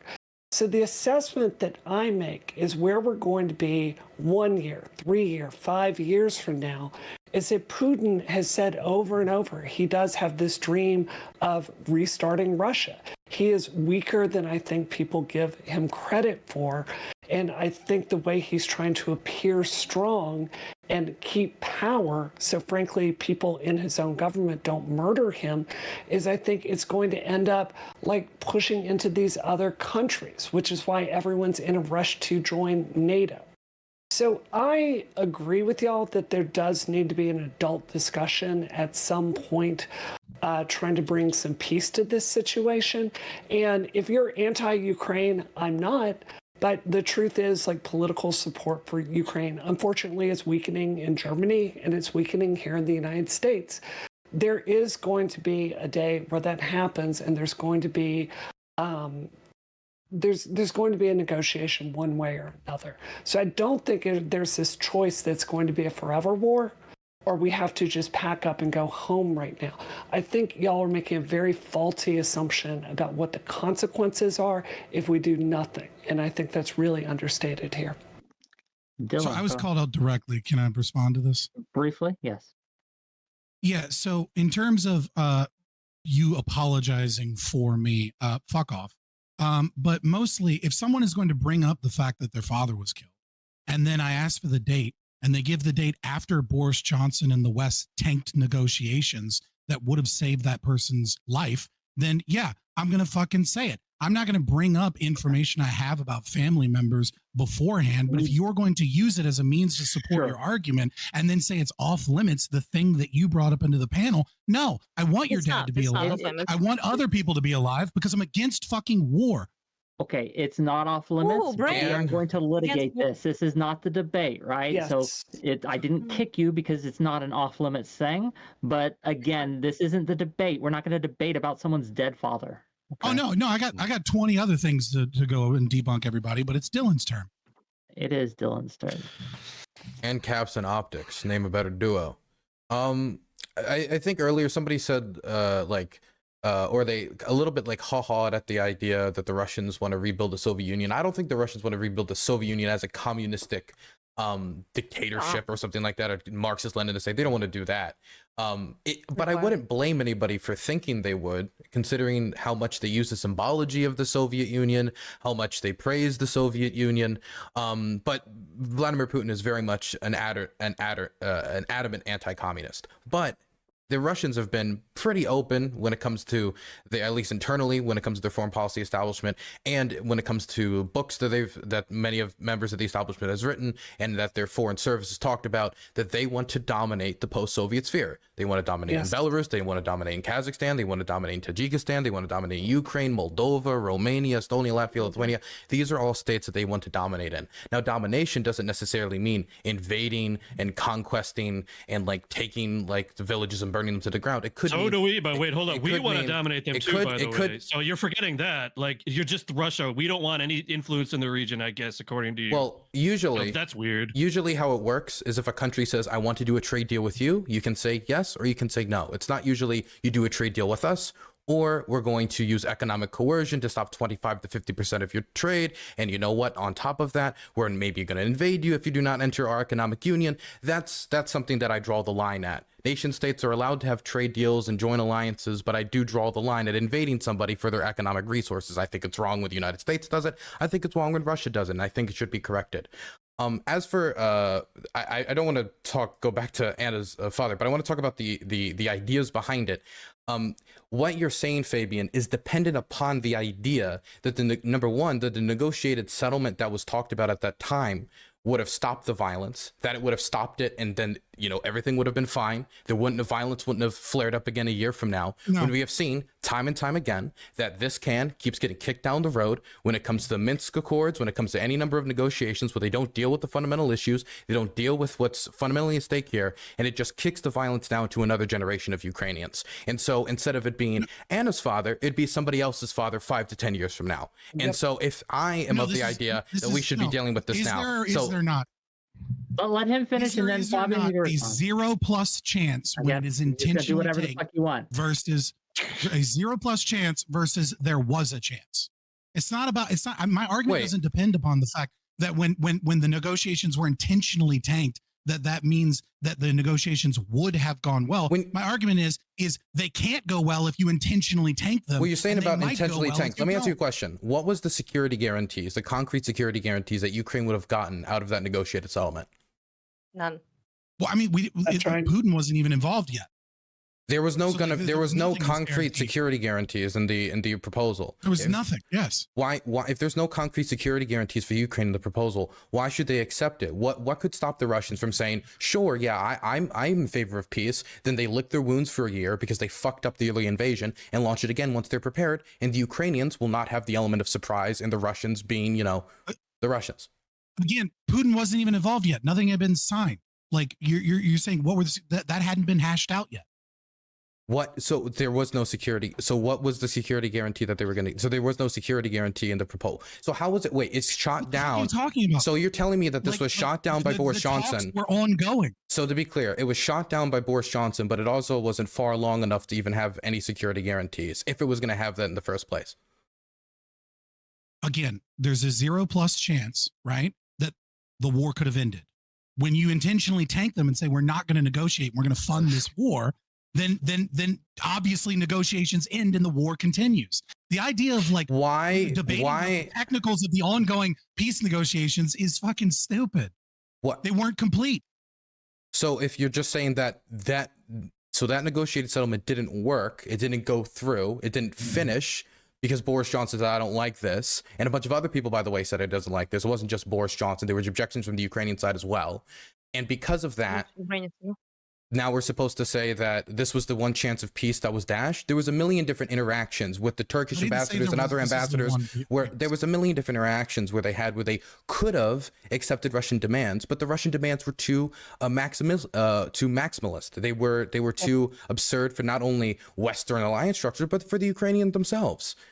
And again, no negotiated settlement should be reached until Ukraine has concrete security guarantees that would stop another war from happening. The Russians have given their word on not invading Ukraine multiple times. In 2008, Vladimir Putin said after invading...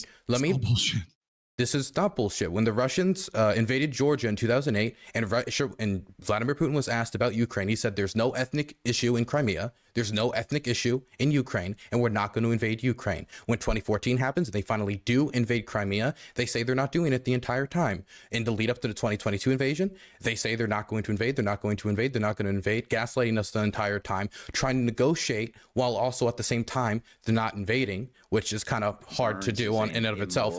And then they invaded after lying time and time again. So for me, right, your argument is that the Russians are liars, and so no peace negotiations can be trusted. I'm not. And the process. What I'm saying, go through. You can negotiate with people who can't be trusted, but you can only do it if you have concrete thing backing your demands. For example, you cannot just take the Russians at their word alone. There has to be something else that's going to hold them to account if they're to break the alliance, if they're to break the agreement, if they're to break the treaty, whatever is made after this. Let me ask directly to Fabian, to Scott. Do you honestly think in your heart of hearts that Russia had any intention of peace? Or do you think that they were going to go in no matter what? When? What do you mean when? Well, I mean, you're saying you think that even if you kick the can down the road, even if this peace deal had, for whatever reason, Ukraine had ceded to all the demands that Russia was making for peace, do you not think that a year, 2 years, 5 years down the road that they would just do it again and carve off another piece like they did with Crimea? Listen, I don't have a fucking crystal ball. Nobody. No, you does, don't. right? But you do have a pattern of behavior that you can observe. You do have a record pattern of actions where Putin has engaged in this time and time again, right? So I have a pattern of behavior of Western intervention since the 1990s, promising not to do NATO expansion, bringing in Jeffrey. This is a whataboutism. That's all this is. No, this isn't a whataboutism. It is. No, it literally is. It's a definition of a whataboutism. It's not a whataboutism. No, what I'm saying is I'm supposed to predict 3 or 4 years in the future what Russia will do. And what I'm demonstrating is that what Russia has done has many times been dictated by Western involvement. And when the West comes in the 90s and says, hey, we're going to privatize, we're going to help you privatize like we did in Poland. And then they tank all of that and they allow everything to be gobbled up by the oligarchs. And they bring 2 million people that are in poverty before and then 60 million people in poverty afterwards through the privatization that magically, worked okay for Poland, but didn't work for Russia because Western power structures had a certain vision that they want to have. The fact that the West is constantly involved in Ukraine, it honestly, in many ways, might depend upon what the West is doing in Ukraine that might change how Russia plays in that regard. When the Russians out of it completely, they might not invade. When the Russians invaded in 2022, there was no big event that set them off. There was no new provocation from the West that changed the balance, that forced their hand. There was no chance of Ukraine joining NATO in 2022. Wait. Wasn't it because of Ukrainian troops on the border or something? I thought that wasn't that a big one. They're always they didn't move their troops on the border or some shit. No, it was not. No, that did not. No, that is not why Russia did not invade because of Ukrainian troop provocations on the border. The Russians have talked about NATO expansion, but Ukraine couldn't have joined NATO in 2022, not only because of the fundamental treaty saying that you cannot allow new members to join as they have territorial disputes, active territorial disputes with other nations, meaning just they couldn't join because of the rules. But there's also another nation states that were holding up the process, like France, Germany. You think Viktor Orban was going to give a thumbs up to Zelensky joining? He still hasn't given a thumbs up to Zelensky joining, objecting over like Hungarian schools in the west of the country. So I see the Russians going for new attempts to conquer Ukraine, new attempts to take over territory of Ukraine. They've been doing this since 2003 when it comes to the, I think, the Tuzla crisis of the island near the Kerch Bridge in 2003. This has been something that Vladimir Putin's administration has been building up time and time and again. And it happens irrespective on many occasions of what the West's actions are. And so I think that, so what I'm saying, I don't believe that we can just isolate this and say, oh, it's NATO expansion, when the NATO expansion question in 2022 wasn't moving anywhere.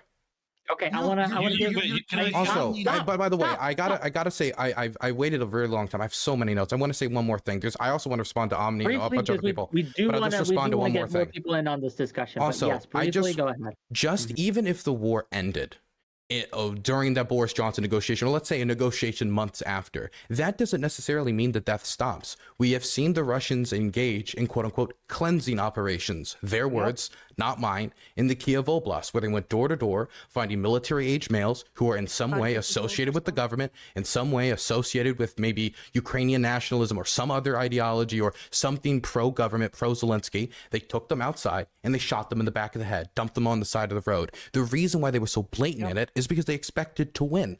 And so if they get their semi-victory, whatever you want to call it, and they get to hold on to tons of Ukrainian territory, I have no reason to believe that they're not going to engage in that same exact behavior in occupied territory, as they're already currently pushing out anybody with a deep sense of Ukrainian identity from occupied territory, trying to force Russian passports on them or deport them. Okay. But why are they doing that? Be very quick in my response because you called out like every point I made. Then Omni, but then I also have to take a bio break, unfortunately. And so you're gonna have to give me like 30 seconds. So please, no slurs while I'm gone. So that's the order we're gonna go. Quick response from Scott, then Omni, then Anna and Dylan. But yeah, I'll be right back. Yeah. So we keep dragging this back to like NATO expansion is the only thing that we're saying. We're not saying NATO expansion is the only thing. And you keep saying, well, I don't see one definitive. So what else in 2022 happened? Let me finish. I don't see one specific thing that leads to this, as if it's like you're pretending like it's an actual chessboard, and I need to point out the exact moment that Ukraine put Russia in check or vice versa, so that we like moved for a rook's castle. Like that's not how things work. Like you can bring up war crimes and horrible things that the Russians have done. And I agree, right? I don't fucking like war. And at the same time, I can say, well, hey man, you know what might be a provocation? Oh, I don't know. After they took over Crimea, cutting off fucking 88% of their water supply. Like that's been something that has been sticking point for Russia for a long time, when you're cutting off water that constitutes 72% of all the water that you needed to irrigate for farmland in the area. And then you could go back tit for tat and say, well, that's not their fucking land to begin with. But the fact of the matter is that Crimea's vote, and many of the votes that left over after the, I don't know which we'll call it the Ukrainian Revolution. You can call it the Maidan Revolution, whatever.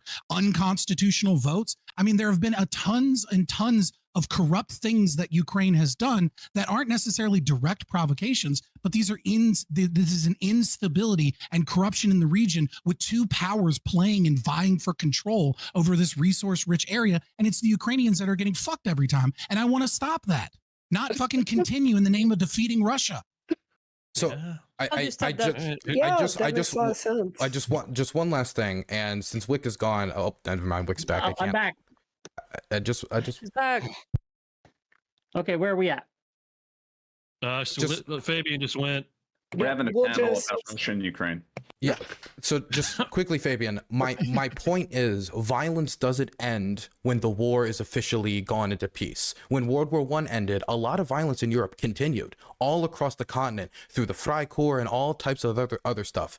And I'm just saying that sometimes the peace deal that you negotiate, even if you've negotiated a peace, can cause more violence in the long run, or even in the immediate term, as there's going to be violence in Russian occupied territory from guerrillas who are horrified that the government actually signed away their territory. There's going to be violence from the government who's going to go door to door finding people who oppose them, and they're going to shoot them. People on lists, which people laughed about when they talked about in the press before the Russian invasion, but then it happened. The lists were real. And so just because you negotiate a peace doesn't mean that the violence is going to stop. I agree. There are a lot of murders in Chicago. That doesn't mean we should fucking invade it. I want. Okay. I want to. First of all, I want to read a few super chats before we go to Anna. And so I'm gonna read a few super chats. Hold on, wait. I was supposed to. Did Omni not get your chance yet? No, I didn't. Okay, then Omni, then Anna. That's where we'll go. Drexel says $5 to the panel. The U.S. will undoubtedly put bases in Ukraine after investing so much aid if we push Russia back. That's the point. Boris Gaganilov says for $10 BGN. Putin is a genocidal imperialistic Russian. In 1945, they did the same thing they were doing in Ukraine, in Bulgaria and Romania: genocide, installing communism, death, suffering, concentration camps, etc. Curtis Morick for $5.50 in funny Canadian money. Fabian is a clown. Take your L and go back to not realizing your ideology. $5 from Mudra Garwal. To the anti-Ukrainian side, what is the one piece of evidence that would convince you Russia is in the wrong? Omni, then Anna. Go ahead. So I mean, yeah, everything that Dylan said, like you said, what was it that Russia has been invading? What was it, like Ukraine specifically, or countries since like 2003 or something like that? What? Yeah, but I mean, yeah, but I guess you're not either not remembering or you never. Wait, what? Did you not just say that? No, I said that Russia has been interested in taking Ukrainian territory since 2002 with the Tuzla crisis, when they were trying to build a dam in order to take islands that internationally belonged to Ukraine. That was when, during the earlier stages of Putin's administration, when they started testing the waters on questions of Ukrainian sovereignty. Okay, all right. Well, okay, regardless. Anyways, my point still is going to still stand. Like, you say that like they've been interested in that since like 2003. But like either you don't remember or you just don't know that like America has been interested in this whole region, including Ukraine, since 1992, since the fall of the USSR. Including Russia. We've been giving billions of dollars in funds to Ukraine since then in order to influence them, to make them more dependent upon us. And not only that, but we also helped cause the whole collapse of the USSR, which caused obviously these countries to exist in the first place before that. So I mean, you guys. And everything that before Dylan's monologue, everything that Fabian said was completely fucking true. And this is like something that you guys don't understand. You guys are like giving all the like, I don't like the agency or the blame to like Russia and Putin, but you're just not. You simply refuse to acknowledge any. You simply refuse to acknowledge any blame from the West that it caused this, and you refuse to like admit that like the West has a vested interest in this entire region and controlling it. Pause for a moment. We gotta just pause for a moment. We gotta do some housekeeping here. Brianna Wu has to go. She has some things she needs to get to. So just a brief, a closing statement, and then I had minor surgery this morning. I'm still recovering from the anesthesia, but I didn't want to leave my friends here, Anna and Dylan, by themselves. I'm about to go pass out. I just wanted to say before I leave, this is honestly a really hard discussion to listen to. I understand after Iraq and Afghanistan, there's a real decline in trust that America can solve problems or be a force for good in the world. I grew up in Mississippi. We had more people served there per capita in those wars. I had many friends die. I literally protested George Bush every single day for a year out in Colorado. So I understand that cynicism. But I just want to say one of the things that if you really study Putin, how he operates, is he doesn't try to tell Americans that like democracy is bad. he tries to convince the rest of the world that all politics is corrupt and as pointless as it is in Russia.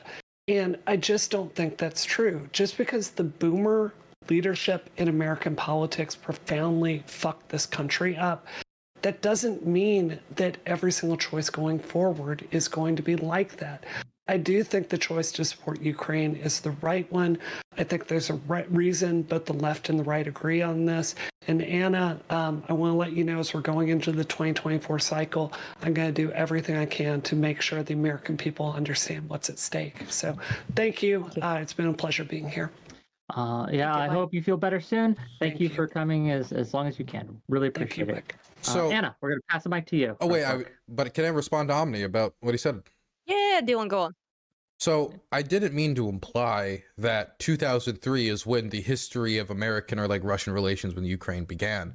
What I was saying is that in 2003 is the example of Putin's government in trying to encroach upon Ukrainian territory after signing agreements to respect Ukrainian territory in order for them to give up the nuclear arsenal. And this was before the 2004 NATO expansion of Romania and other states in the region that creeped NATO to its borders. And so my point is that I do think that there were plans. Maybe he wouldn't have gone through with the plans in a different world. It's impossible to say.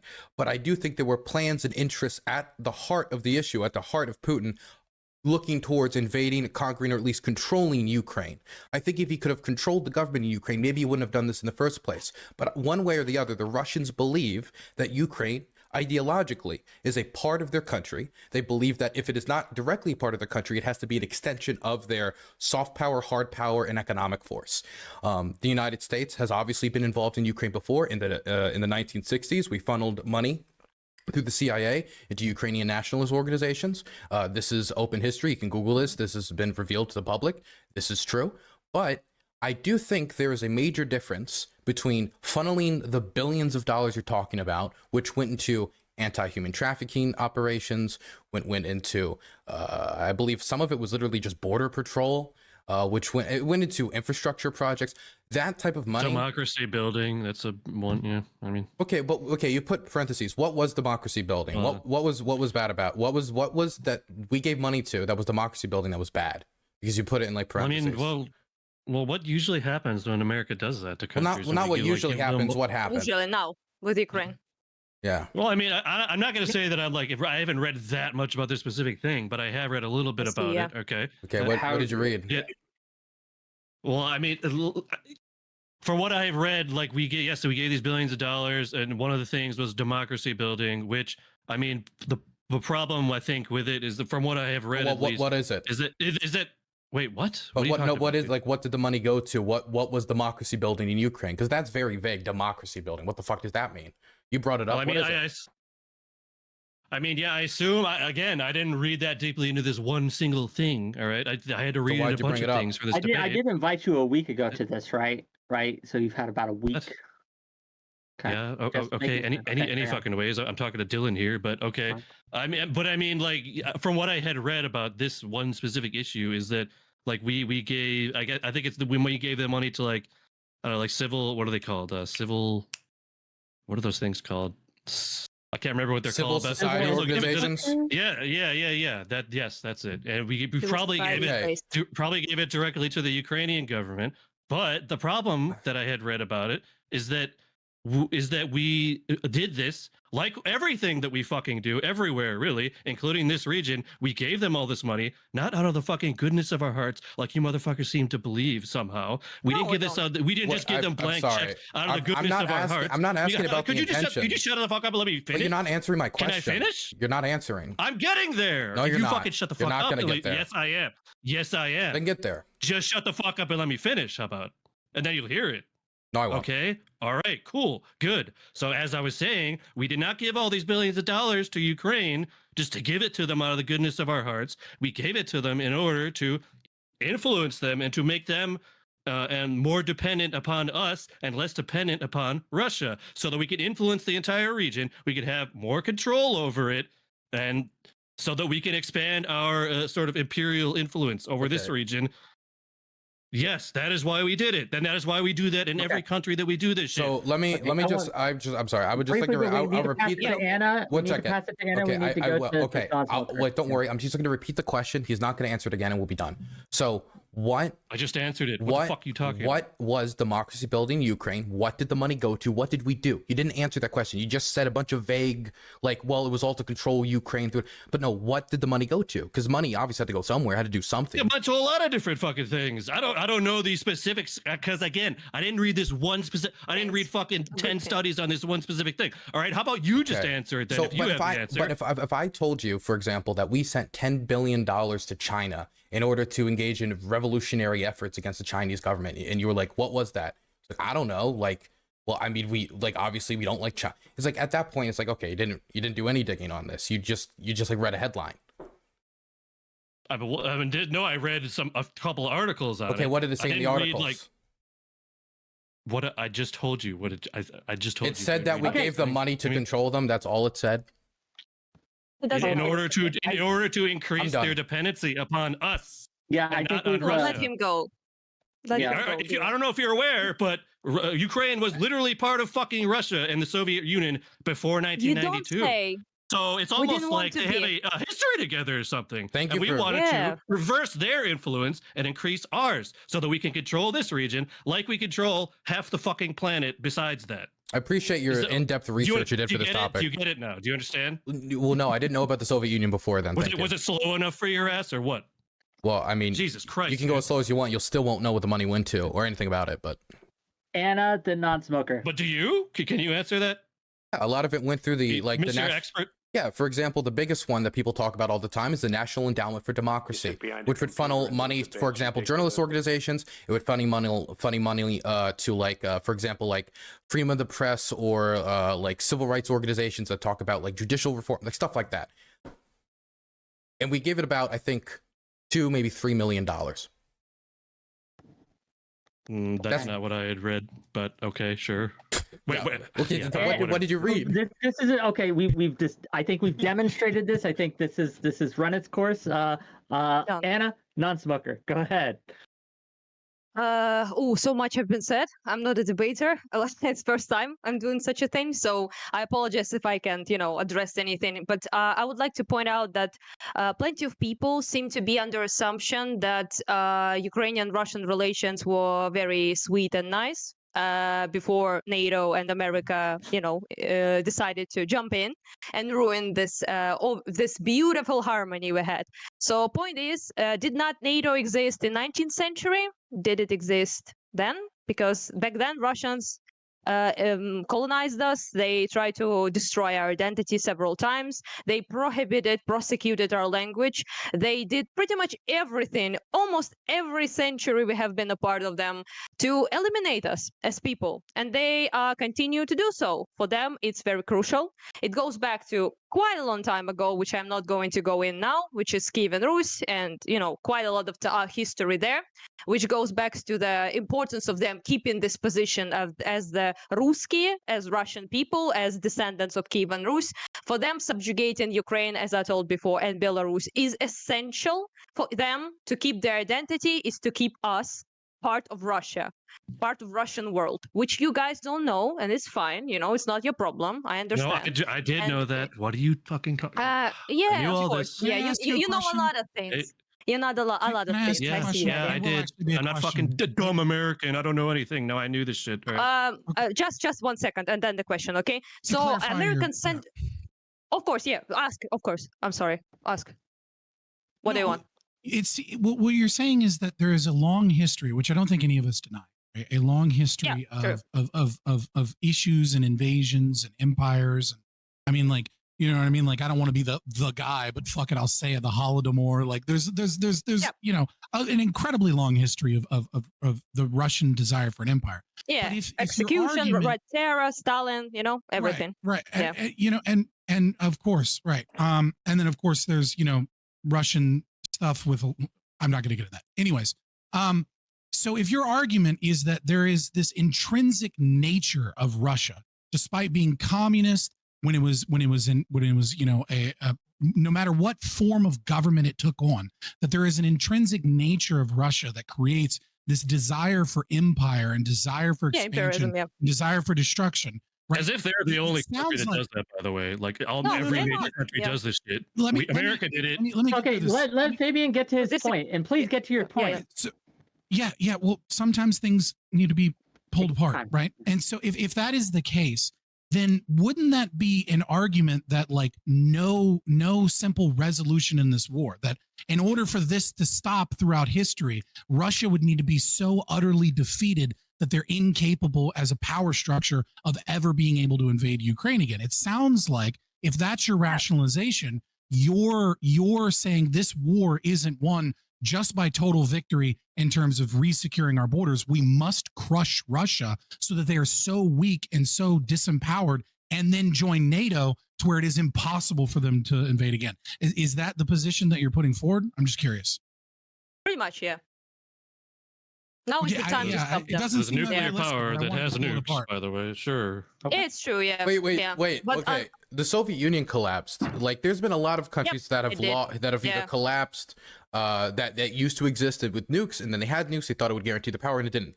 Apartheid South Africa, good example. Soviet Union, another example. Israel thought their nuclear arsenal made them invisible. Lebanon proved that wasn't the case. Same thing for the French in Algeria. The idea that just because somebody has nukes, that means they can't lose like a traditional ground war is a little silly. I mean, the Soviets lost in Afghanistan. We lost in Afghanistan. We lost in Vietnam. We couldn't win in Korea. We couldn't get MacArthur's victory in Korea. Yeah. But her argument is that Well, none of that matters, because even with the collapse of the Soviet Union, I was responding to the Omni. Russians' desire. I know, but I'm saying like you're piggybacking here. Like you're Yes, like if I will your answer it, argument yeah. is that it doesn't matter, right? Then like it ain't even nukes. Like Russia has to be completely destroyed or completely no, incapable no. of invading because of MAD and NATO or something. Okay, respond, Anna. Let's. I super apologize, but the shit is exploding.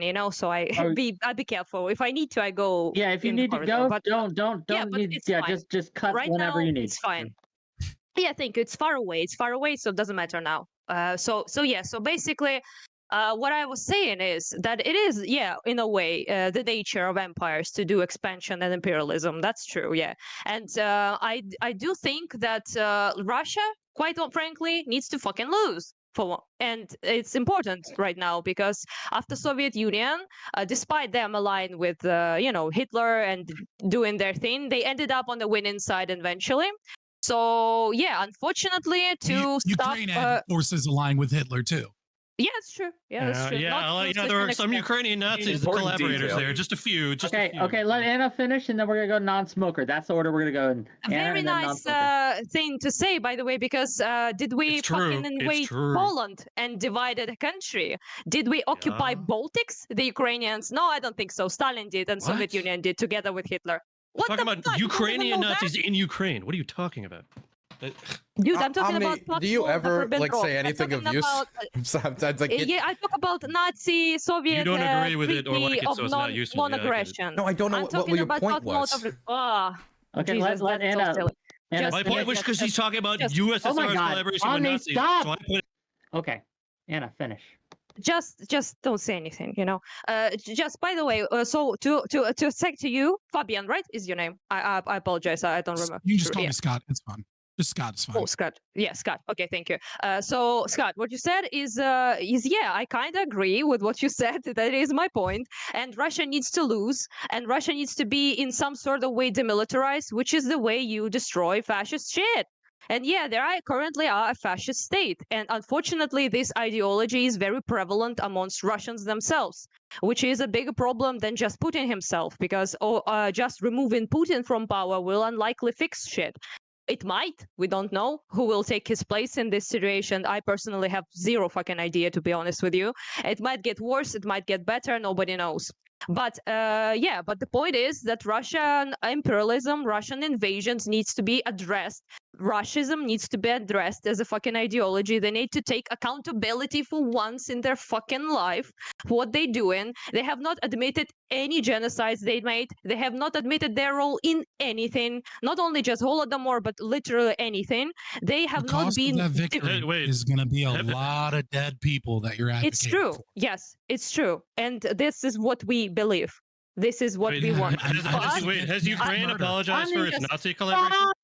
Omni, you had your chance. We got to get to more people. Non-smoker's compare. sitting here, right? Like, Yeah, okay. non-smoker is next. I want to be clear. You guys got to just fucking stop. Okay, Anna, finish. Stupid shit not be, no, we did collaborate, not all of Ukraine, just a small part of UPA, it's called, Bandera, Shuhevich, people like that collaborated with Hitler for some time because they saw that as, their key to fucking liberate themselves from Bolsheviki and Russian and Soviets who were killing them, at the time and deporting them. So I don't stand that, obviously, because fascism sucks in every way possible. Anti-Semitism I don't support. Volynska Rezня I don't support, which what they did with Polish civilians. It's all true, but this is a very small, segment of Ukraine. Not to mention that's also other people do that. IRA collabed with fucking Look, Germans. you don't have to It's apologize. another right? I was just saying, like, the tit for tat is like I don't. I think we all recognize that Russia's done a lot of evil shit. Okay. I was only doing a little bit of it because it's like, well, look, like we're laying those claims at Russia. It's like, well, it's not like Ukraine's hands are fucking clean either. Not in any way, fucking shape or form comparable, in my personal opinion. Russia is the imperialist power, the genocider of this region. Anyone will tell you in Eastern Europe, whatever it is, Baltic, whatever it is, Poland, that is the truth. That is a major power. That it is. To me. Okay. You think so? Yeah, but that's what you took out of that. Well, yeah, it's pretty silly. Yeah, pretty silly. Despite that, I said that I do not support what UPA was doing, but that's not enough for you. IRA was collabing with Hitler because they saw that as liberation against British, not British, sorry, against English.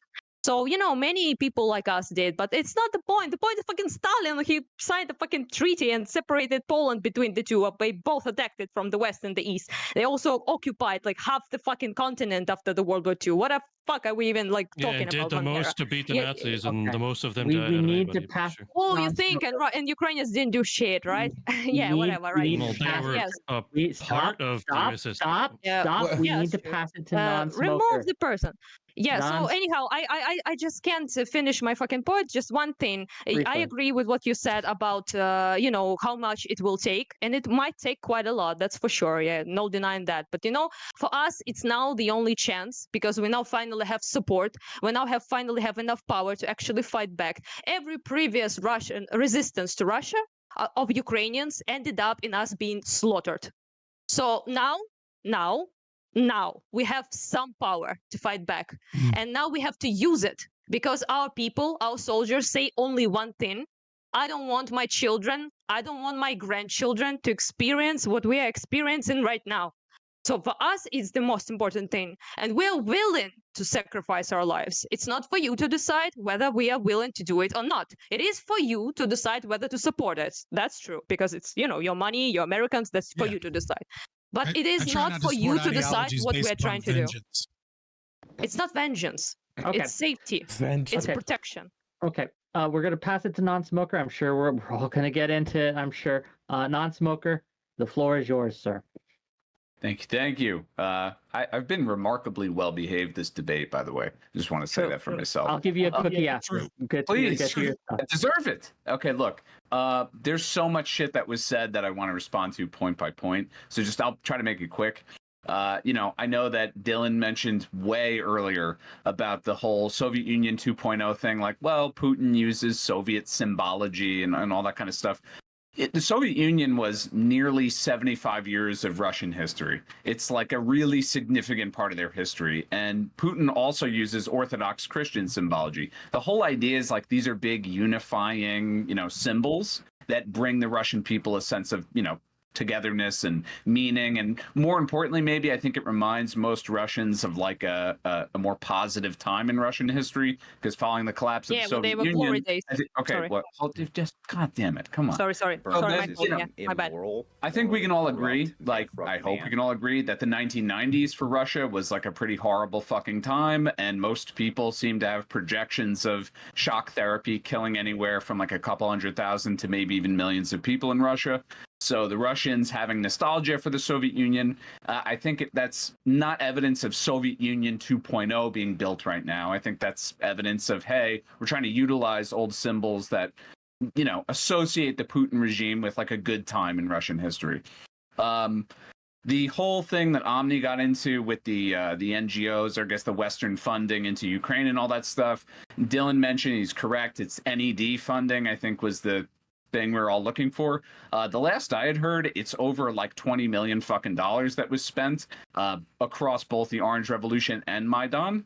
There were a number of things that money was spent for. No, I don't have a fucking receipt for every dollar spent, but it's clear that the whole NED's initiative is to promote democracy, and they managed to succeed in that to the tune of Ukraine being ranked 122 out of 180 in the World Corruption Index in 2018. So this whole idea that like spending money in these countries to promote democracies is somehow beneficial or can succeed is like a total fallacy. Everybody knows that's bullshit. It's about the West creating destabilization because they can benefit from that, because they can get puppet leaders, right, in who are, you know, Western supporters. It's basically like creating a backdoor into the government. That's always been the West's goal in Ukraine. It's never been about benefiting the Ukrainian people. It's never been about promoting democracy. It's a total fucking lie. It's the same lie we used in every intervention we've had everywhere in the world. And finally, this whole thing about empires and all this stuff that Anna's saying, like, I do want to mention, you know, like, I'm a Finnish American. I do kind of understand this perspective a little bit. But at the same time, most of the world was occupied by empires at some point. The whole idea of nation states is these little, you know, nations of people trying to, against some empire, whatever their historical experience was, express their independence. So, of course, there's going to be a specific resentment between Ukrainians and Russians because of the experience under the Russian Empire and later the Soviet Union and blah, blah, blah. But I don't like this framing that, coming from the Ukrainian perspective, we can say, oh, Putin is a uniquely evil, horrible figure, unlike any other imperialist country or any other, you know, world power. It's totally dishonest. I mean, if you look at just even like body counts alone, George W. Bush is like 10 times the killer that fucking Putin ever could have dreamed of being. Right?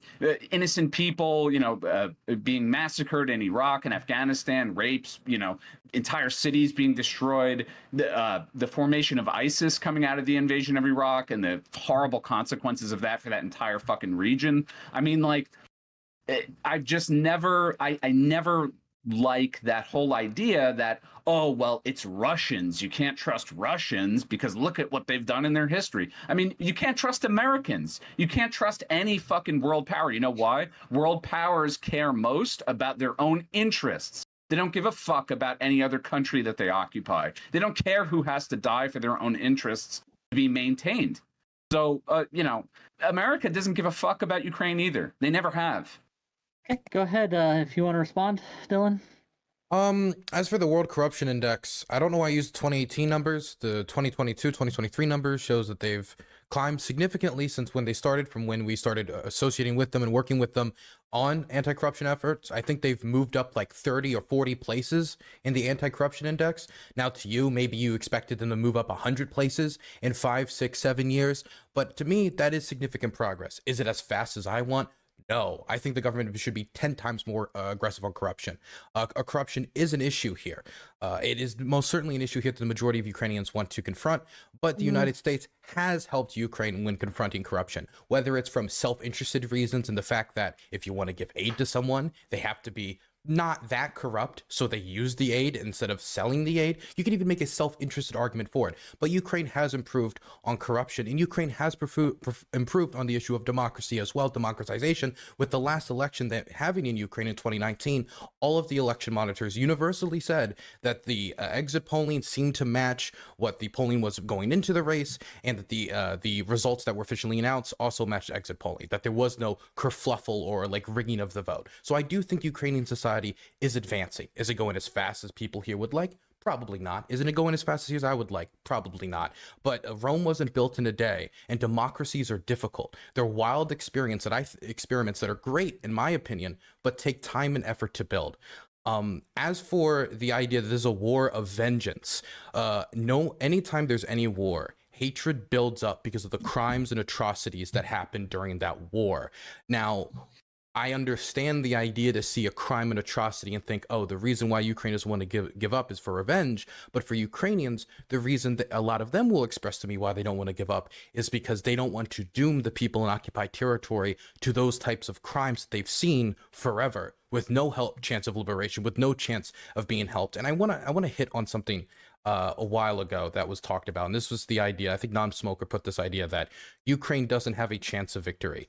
One of the main reasons why I don't say this is who's winning, this is who's losing, and I don't go to those conclusions is I don't feel very remarkably qualified to be making military statements. The entirety of the world was put flat on their ass when it came to predictions about how this war was going to go. Either A, it wasn't going to happen in the first place, that it does happen, and now that it's happened, it's going to be over in a week. Well, no, it's going to be over in a month. Well, it's going to be over in a few months, in a year and a half. And all these predictions have ended up being wrong, and Ukraine has braked everyone's expectations time and time again. And so as somebody who, going into this war, thought Ukraine didn't really have much of a chance of any, I thought maybe they would be able to hold the Dnieper River, everything behind it.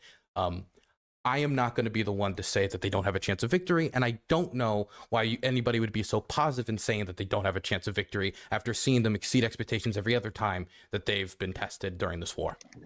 Yeah, I'm curious, Smoker. Why do you say that? He brought up a good point, right? Why? What is your argument that they don't have a chance to win?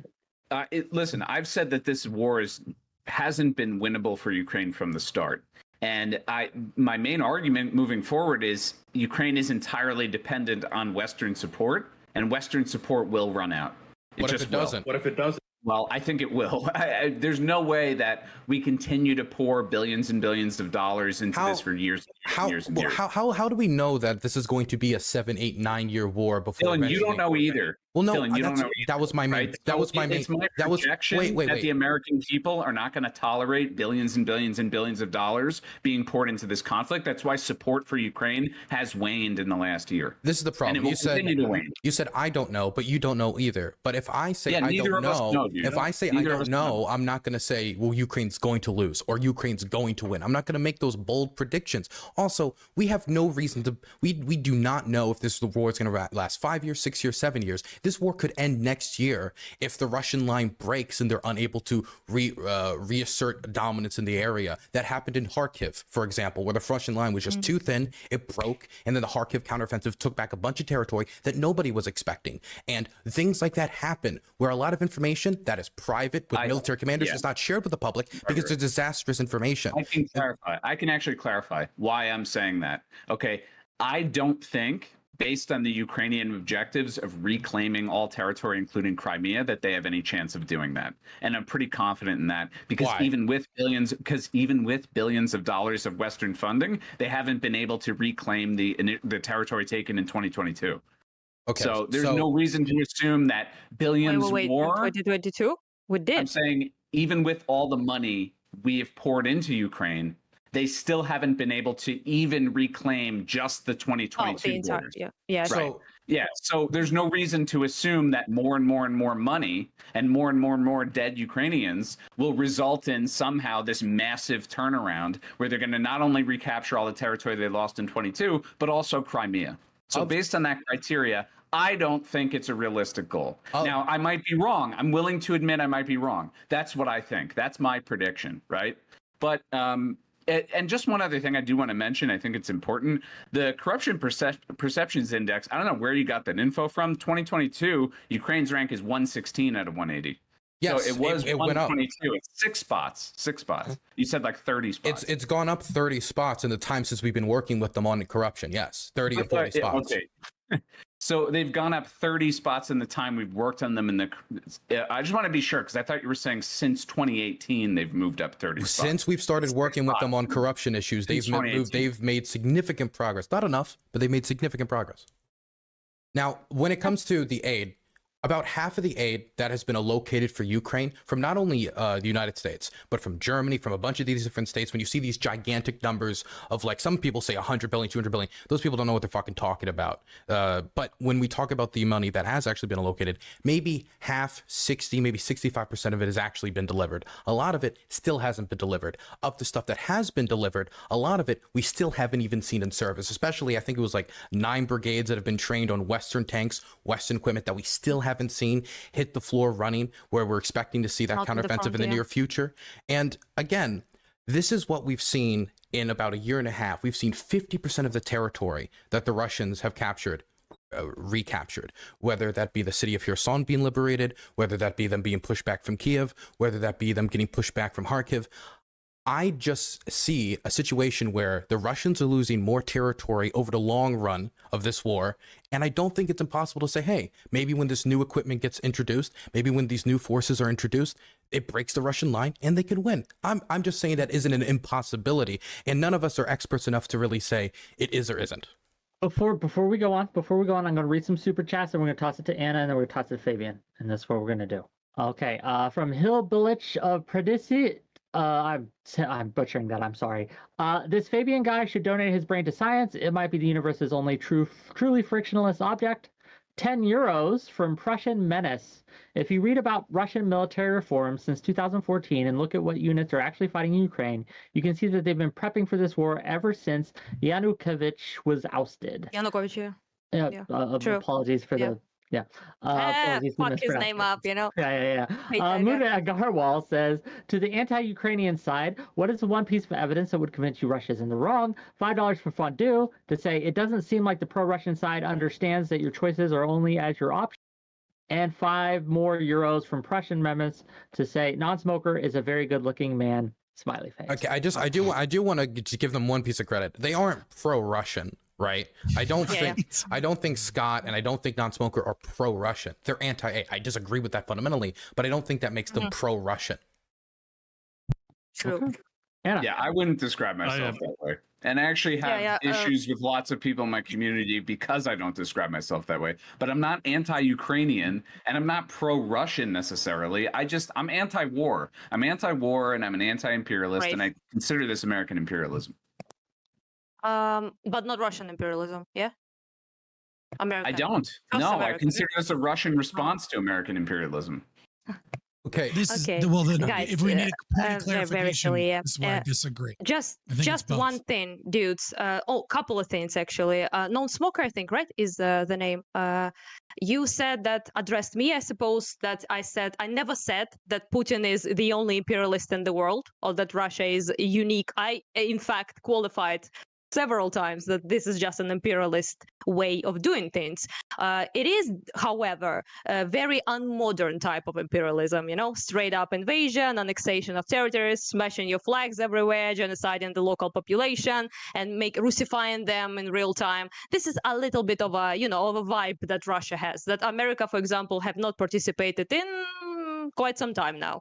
Which not to say that America does not do imperialism in much craftier way. It does, obviously, right? But this type of straight up invasion, killing 100,000 people in Mariupol, just destroying, I don't know, maybe 3,000 cities at this point in villages in Ukraine entirely. This is a bit of a different vibe, I must say, and it is way more damage than Iraq was quite for some time. It has not been this long in Ukraine, obviously, but this year and a half, they did just about any war crime you can imagine and killed just about as many as they possibly could.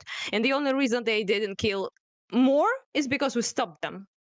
So yeah, that's about it. Also, another thing I think also you said, I think, is that what was it? Oh, imperialism. Yeah, like I said, not unique, obviously, but quite a bit more hostile, direct, and I should say 20th century style imperialism is what Russia engages in. Other than that, it is obviously not a war of fucking vengeance. It never was. In fact, before Russia annexed Crimea and invaded Donbass in 2014, most Eastern Ukrainians were pretty sweet on Russia. We forgave all the fucking grievances. Soviet Union collapsed. Russian Empire is a thing of the past. Who cares? We tried to live with them peacefully. We tried to coexist. They were very welcome in my city, Kharkiv, for example. You would see a bunch of people from Belgorod here every time. We were very chill. We were very cordial to them. Too cordial, in my personal opinion. But that's another story. Right now, Belgorod is the city that bombs my city almost every night. Tries to, at least. We're now nuking their missiles quite often. But that's another story. So yeah, this is not a war of vengeance. For us, it's a war of defense and of preserving ourselves as people. For them, it's a little bit of a war of vengeance because we did not do what they want. We did not succumb to their demands. We did not let them pretty much continue be the dominant in our life, and this is the response to it. This is what have been always been their response. Nothing new there. Also about the corruption issue, just very shortly, it is quite a big of a problem. No doubt, obviously, but like quite a bit of that corruption, which you guys never say, by the way, is Russian. You know, we have Russian officials, Russian citizens being in top of top judges, institutions of power, police, whatever the fuck, governance, everything was swarmed by Russians and controlled by them, especially in the East. And it is contributed quite a lot to the fucking corruption because people that were their puppets at the time, such as Yanukovych, for example, and his party, didn't do shit for Ukraine, didn't do anything to improve the situation, to make the institution work. Nothing was working because most of it was just them receiving money from their fucking bosses in Russia and continue sitting on their asses and doing nothing to improve this country. So- And that's just Well, he didn't get you into a corruption war issue. with Russia, that's for sure. Yeah. Just Oh, one can you thing. say it again? Oh, I misheard. I didn't hear what you go said. ahead. Repeat it. He didn't do you guys into a war with Russia, so there's that. Yeah, I mean, Russia did. Yeah, Russia did. Yeah, No, that's not So- simply Russia get us in fuck. war with So- Russia. Yeah. So I think one of the things that I want to point out is that both Non-Smoker and I believe, and maybe OmniSlap, I don't remember, in the very beginning talked about this idea, the inability to have this conversation without being painted as a Russian apologist, as pro-Russian. You see that in I the did say that. comments. You're, right, and you're seeing it a little bit here in this discussion, even if it's Brianna not said outright, it. you can see it. Yeah, I Right, did. Yeah. Well, Brianna's, whatever. All right. And I brought up this idea of strategic empathy is something that's really fucking important to actually understand these, right? The commies here might prefer some, historical materialism, but nevertheless, when we talk about shock therapy, when we talk about the IMF and the West coming in and consolidating power with criminals and gangsters to where 7 people own 58% of the Russian economy, and that's the West. When we say, when James Baker says to Gorbachev, quote, "It is important for the Soviet Union and other European countries to have guarantees that if the United States maintains its presence in Germany within the framework of NATO, there will be no extension of NATO's jurisdiction or military presence by a single inch in the eastern direction." When the head of when the Russian ambassador, now head of the CIA, William Burns, says that NATO involvement in Ukraine is Russia's brightest of all red lines. And then we say, but you guys bring that up. What about Russian imperialism? It seems that there is this weird back and forth where we're trying to be painted because we're trying to add the nuance of both forms of imperialism to this discussion and how it is a shit show with so many things. Like we talk about corruption. It's like, okay, but the corruption is a problem. Well, it's like, well, yeah, it's a big fucking problem. We still haven't talked about the fucking the human rights violation that was done against people in Crimea by Ukraine, blocking up their water, right? We can talk about After the annexation. Ukrainian revolution. After Right. invasion, Yeah, not before. Okay. Oh, I'm sorry. I'm sure we'll gather up all the leftists in the fucking room in the audience and we'll ask them when Israel cuts off water to the fucking Hamas, how fucking happy they are at Israel. It's okay when Ukraine does it, but I guarantee you their opinion will switch when another fucking country that they don't like does it. And again, over and over and over again, like we are not saying that Russia are the fucking good guys. What we are saying is that Western involvement, as you explicitly stated, is designed to gain power and to gain money and to liberalize under its own corporate structures. There's a reason BlackRock is giving funds to Ukraine to build after the war is complete, because they've made a bet that the West will do everything it can to defend democracy. And then just like fucking we did with Russia, we'll do with Ukraine. We'll bend you over the fucking ass with loans that fuck you and that allow corporations to Everything's better than control you Russia, dude. until you can be our puppet instead of the Russian puppet. The real fact is, We prefer is it. If that's that our these option, I areas- prefer it. Sorry. the southeastern areas of Yeah. Ukraine, like we have unconstitutional, we have I'll be unconstitutional honest. We have Yeah. unconstitutional votes Okay. that of these places. Dude, you're delusional. You're delusional. You don't understand what the heck is Russia. You don't understand it. You're comparing fucking oranges and not apples, fucking cactuses. I don't know what the fuck are you comparing. I understand that America is not a fucking benevolent, nice guy. It's obvious. It's fucking obvious. We are fucking you know, post-Soviet people. We don't hold America in some kind of like holy grail, whatever the fuck you think we do. Of course, it has its interests. Of course, those interests are what they care about, not fucking Ukraine. You know, it's politics. You know, we understand it. The only thing you don't understand, supposedly, I'm not sure, but maybe, you know, is the fact that our interests are lies right now. For us, Russia is fucking worse. Do you understand that? It's very simple. You know, we are weak. So your We're argument, weak. your argument We have is been that made you'll, weak. you'll choose. Your argument is that you'll choose in your opinion, the lesser of two evils, and you'll sacrifice as many lives as it takes to win the lesser of two evils instead of fighting for peace. What? Tell me this, Wait, my wait. friend Oh, Scott. sorry. Tell me this: Will you, America, take away? Will they kill me? Will they take? I'm on the Russian list, by the way. Will they kill me? Will they kill my relatives? Will they forbid me speaking Ukrainian language? Will they forbid me listening to my music, to hymns, to speak with my friends? Will they prohibit me Ukraine didn't from have language any of laws? that? Well, I don't know. The Ukrainian government, that's Excuse a puppet me? government, might just Ban reinstitute opposition the language political laws. parties. Okay, no, she is asking directly, Fabian, Scott. She's asking directly, What? right? Will Will an America, if American the agent West specifically wins, kill you? will the West engage Will in they the same prohibit my types of culture? crimes against Ukraine that the Russians are doing?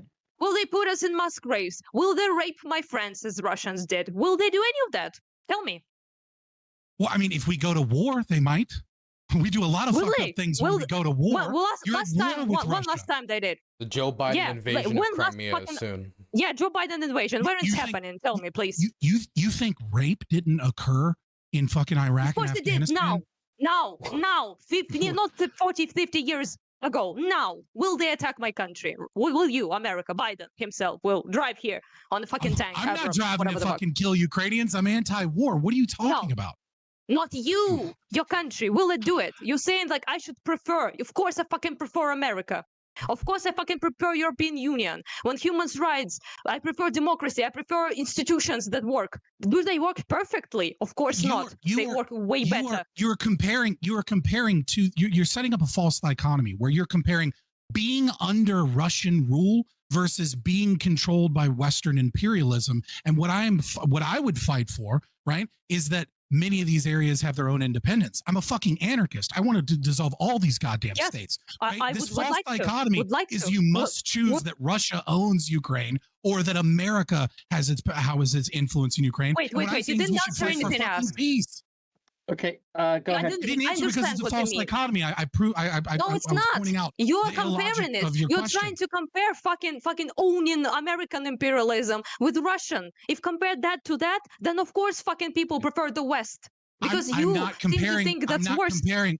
I'm not comparing Russian imperialism owning Ukraine versus American imperialism having its deep ties and corruption within Ukraine. What I was saying is that even if you do win, right, that Western imperialism will certainly have its fucking way with you. I'm not saying I'm not saying to compare that to the Russians taking over and owning Ukraine. I'm not advocating that we give Ukraine to Russia. I'm advocating for peace agreements. But you do and understand for independence that for is, other like, areas. You may not think you're advocating for that, but that is what you are advocating result. for. I'm not. That Don't will- fucking that moderate me will and tell be me the that I'm result. advocating something I'm not.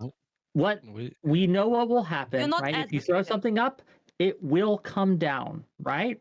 And so when you advocate to stop funding the Ukrainian forces, military for the U.S. and NATO in the West, to stop sending material and giving training and aid to the Ukrainian troops, that the result of that will be, as non-smoker wisely pointed out, that Russia will win. And in that case, they will not be this independent state.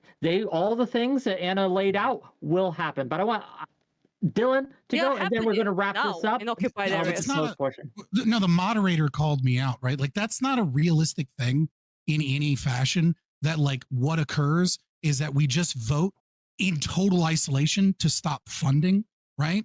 Like that's just not a realistic position that any politician or anybody's putting forward. What they would say is to use the threat of stopping funding and make it clear that funding is going to stop. Blackmail, And yeah. and No, to actually, force about people that. to the negotiation table. No, actually, about that, there was I looked this up too. There was a recent, in like February 2022, a resolution that was proposed by, I think it was Republicans in the House, that the Ukraine fatigue resolution, which was proposed to basically stop funding. So yeah, it's being thought about. There is a non-zero chance. There is a non-zero chance, depending on the 2024 elections, that we just simply cut off funding. Oh yeah, Trump's one of the few people who would actually just be like, "Fuck you, I don't care." Yeah. Like we saw what happened in Syria. There is a potential, yeah. Like that was like just this overnight decision, just like with no consultation with anyone. I'm so glad Biden's back in to put sanctions on Syria again. Yeah, I want to give a space to Dylan, but then we're going to wrap up the closed portion of this section. I know that it's late over there, and I want to give you a chance. If you need to bounce, you got to bounce.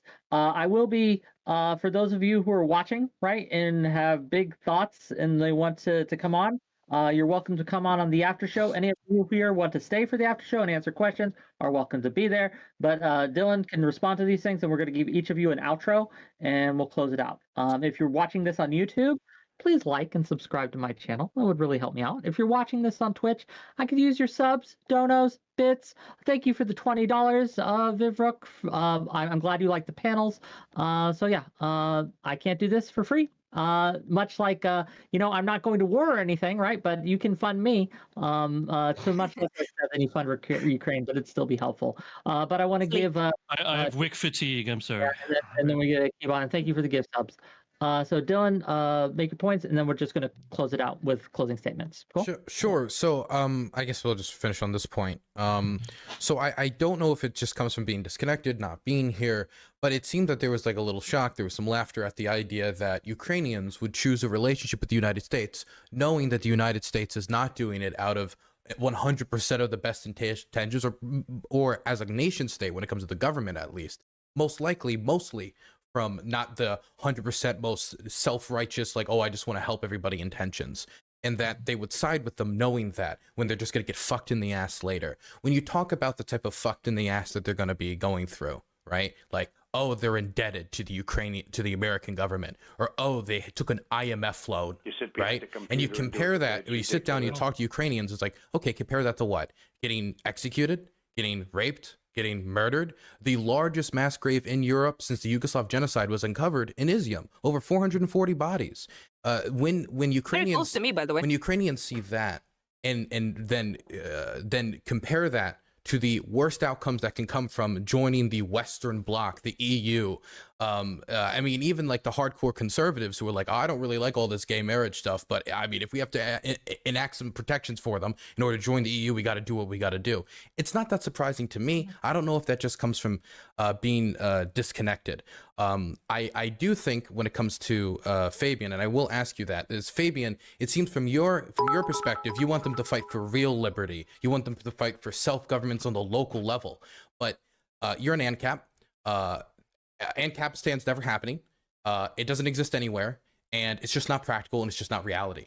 At the end of the day, nation states are going to have to negotiate a real settlement to the war, and it's not going to be that type of local governance. So Ukrainians have to choose out of what is actually possible, which is trying their best to maybe win the war, and if they don't, trying to negotiate the best settlement or whatever they want. But ANCAPistan isn't a real option, so that's why they're not fighting for ANCAPistan.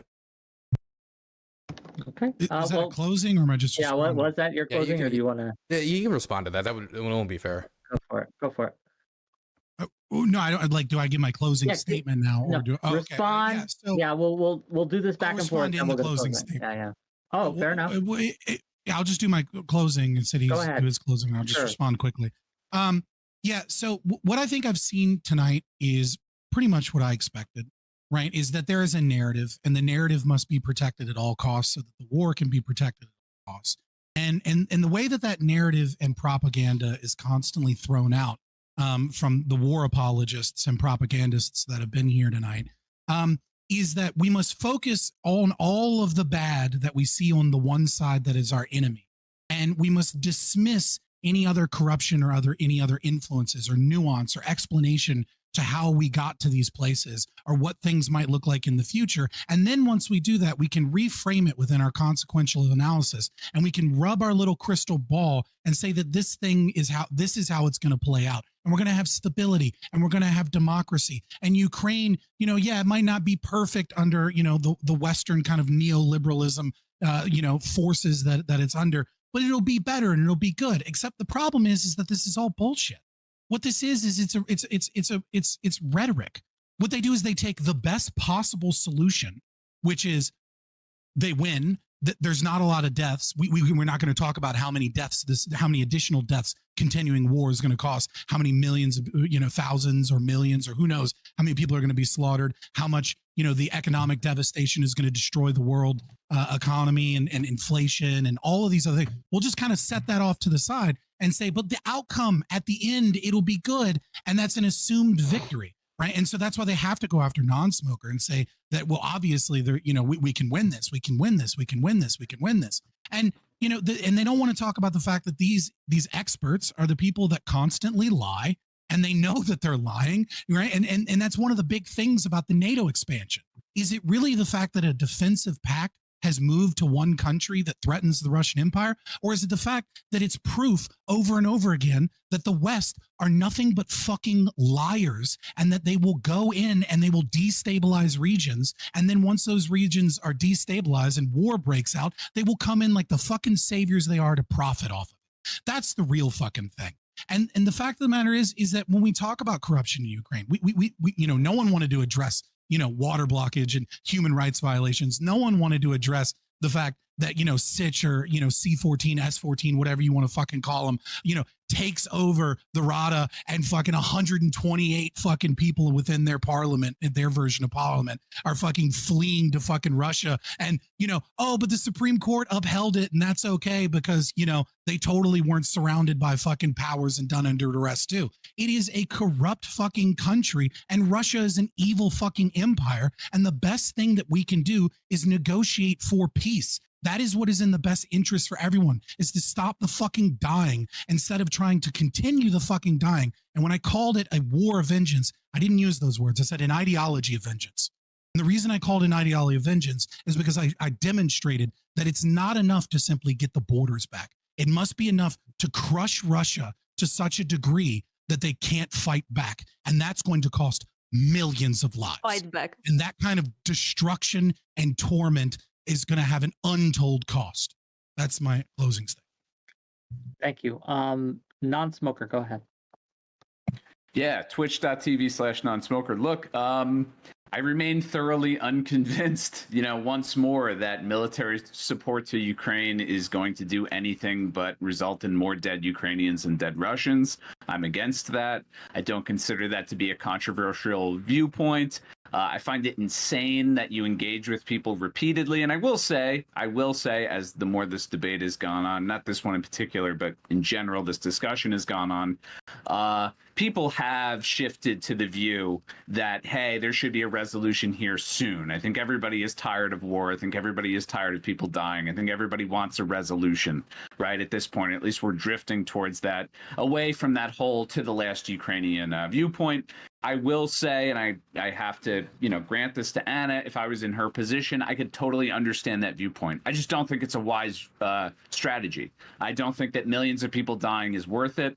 In terms of, wanting to be in the U.S. sphere because, Ukrainians are not being killed and this and that, I would say a big part of the reason why Ukrainians are being killed is because the U.S. is trying to pull Ukraine into its sphere. I think that at the end of the day, this is a conflict between the U.S. and Russia. Ukraine is a proxy. And a big part of the problem is the U.S. used to engage with the old Soviet Union as an equal power, similar to how they engage with China, right? Yeah, there may be provocations. Yeah, there may be tension or friction between the two. But ultimately, we respect them as a power, as an equal power, a nuclear power, one that we don't want to have, this aggressive relationship with. Since the fall of the Soviet Union, we, America, were the first to abandon that, one-to-one relationship where, hey, we look at them as an equal. We looked at Russia as basically like a lapdog. And that's how we look at the entire world. We look at the entire world as countries that are basically like either recalcitrant, weaklings or compliant weaklings compared to America. And we're seeing, Russia essentially rise up in defiance of that, right? And try to, I think the view of many Russians is that if they can't get their respect, dealing with us as an equal, they're going to force us to view them as an equal. And they're going to defy American, geopolitical hegemony. And that's what they're doing in Ukraine.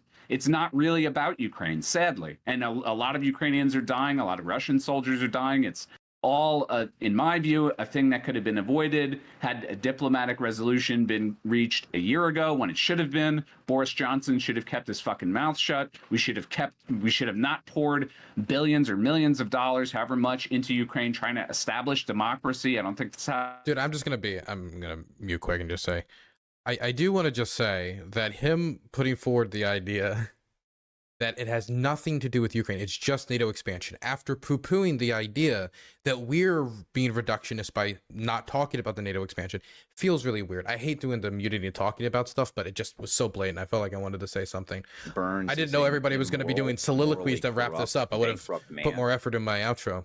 Like, you've seen it from the opposing side, this whole debate. Like, they're saying, Russia just decided to invade Ukraine one day because they're bad and they're evil and they want to revive the old Soviet Union, and they, without like acknowledging at all that, like, I don't know, maybe Russia is actually kind of like responding to some shit happening to them and near them, some kind of security concerns or something. Like, I don't know, maybe that whole anti-Russia military alliance called NATO expanding consistently and constantly since the 1990s and towards them and closer to them. No, that can't have anything to fucking do with it. It must be because Russia bad. Like, it's like, I don't know. This is what a lack of materialism does to a motherfucker. Like, I don't know, dude. It's weird. Omni_slap1 on Twitch and Twitter. Beautiful. Okay, thank you. Anna, please close us out. Well, that was fun. Thank you. Just typical, common nonsense. Nothing new here. Well, anyhow, dudes, anyone who's watching this, please do support Ukraine in any way, shape, or form you can. This is a serious business. This is not a debate. People said they're tired and fatigued of the war. Nobody is more tired than us. So, I appreciate any and all support. Please support Dylan. He's doing amazing work. Actually, amazing work. He gives voices to Ukrainians, which is what we wanted our entire existence. And we very much appreciate our favorite DylanBurnsLIVE. Support his channel and give him money, And if you want, support me as well. My Twitter is Ukrainianana, and you can find my PayPal there. Help me actually provide people who actually fight in fascism. And not sitting on their asses, debating shit and talking about NCAP that, in things that never gonna happen. No offense, Scott. So please do help us. Actual work, real life work of fighting against an incredibly hard enemy that is a century-long enemy to this country and to its liberation. And unfortunately, there's no other way right now. Being against war is very brave. It is very brave. We all are against war, and we do hope it will end, but it depends on how it will end. Peace that will be achieved by ceding our territory, our people, most importantly. People talk about land all the time. It's not land, it's people. It's people's homes. It's people's lives. So ceding those people, so to speak, if you can cede people to anyone, is not an option. We, Ukrainians, don't want that. We prefer to be fucking nuked with literal nuclear weapons than to give up to what Russians are doing to our people.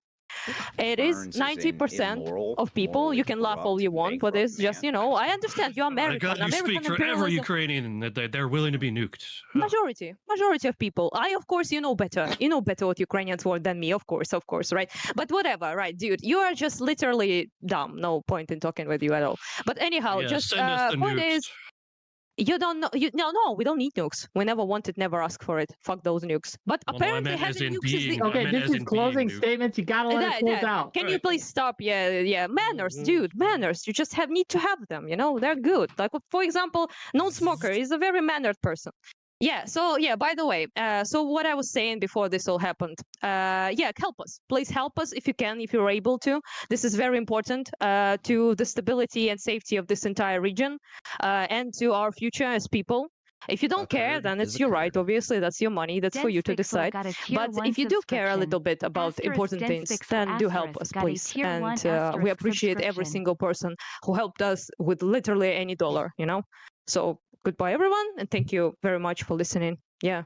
Well, thank you for being And here. thank you for asking me, by the way. Yeah, appreciate Of course, you're welcome anytime. Appreciate it. Put those links in chat for all of our guests here. Gang, it's been a pleasure. We're gonna let them go if they need to go, but we are opening it up. So if you want to sound off in the after show, join the Discord, accept the rules, jump backstage, and we'll bring you on. Hey, real But- quick. It seemed like a couple people, I don't know why, because I never brought up libertarianism or ANCAP, wanted to use that. I don't know if it was just because they were losing so bad.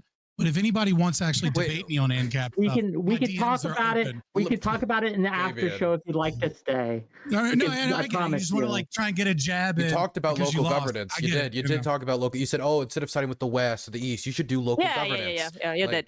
Which is very realistic. Yeah, truly realistic ideal. Yeah. Is a curd. Okay. I didn't bring up No ANCAP. Let me finish Gifted closing 5 out, and tier then 2 we'll subscriptions. keep going. That's Like I what said, you told me. my DMs are open. Okay, fair enough. Gang, we got some great stuff coming up tomorrow. Tomorrow we have an open call-in show, so if you want to call in and we're just chit the chat. That was very nice of Anna to shout me out like that and tell people to give me money. Thank you for all the tier 2 subs. And thank you for all the subs everybody's gifted me. Everybody's being very generous right now. Thank you, No Chump Change, longtime supporter of the channel. Man, what a debate. I didn't get the pushback on the Gorbachev stuff that they were talking about earlier. Well, it was the Gorbachev stuff, but the stuff about NATO expansion and what we negotiate with the Germans, what we didn't get in writing. We didn't get to get into any more of the specific stuff. Man, 2 hours and over 2 hours, and it feels like we merely scratched the surface. I'm probably gonna leave soon. Don't know why the Omni slap person's here. I have no clue. I'll see you guys later, all right? Hey, see you later. Bye-bye. Burns is Okay. an immoral, Hello, friends. morally corrupt. I'll stay for a little bankrupt bit. Why not? Okay. Yeah, a little bit. Just stay for a couple minutes so a couple people can say their piece. Okay, what do we got? Loaner Box. Welcome. Hey. Prussian. Devin San Luis has donated $20. Hey. Danabo and Anastasia morally blackmailed me into donating. Aw. You both did great. Much Thank love, you. my dudes. Thank you, Sanvo, for the tier 1 beats up for 12 months, a whole year in Gutter Chat. Appreciate it. And Devin San Luis, thank you for the $20. For everybody who rated from Vosh, by the way, thank you for the $20. I really appreciate it. I always feel like I don't thank people enough. I really do appreciate it, like a whole lot. Definitely since my second YouTube channel just got Burns suspended, is an where I immoral, make the majority of my morally corrupt, income bankrupt on man. off of platform outside of streaming. So this is very helpful. I do appreciate it. Degenerate Liberty, thank you so much for gifting a tier 1 sub. I appreciate it. Let's get back in there. I don't want to thank you for all the subs. Thank you for all the money. I just wanted to acknowledge that before we get back in because they are talking. Like right now, one journalist is taking down the entirety of Lithuanian government through investigative journalism, finding corruption, and the highest echelons of power due to political connections. A curd Also- is a curd. Cap TBT gifted 5 tier 1 subscriptions. Anna did well. I'm glad she was part of this debate. Too Yeah. bad her opponents were so rude. Yeah, I mean, like Fabian was rude. Fabian was just a cunt, and Omni was just mostly, I think, clueless. Non-smoker was less so. Thank you so much for the 5 gifted tier 1s. I really do appreciate it.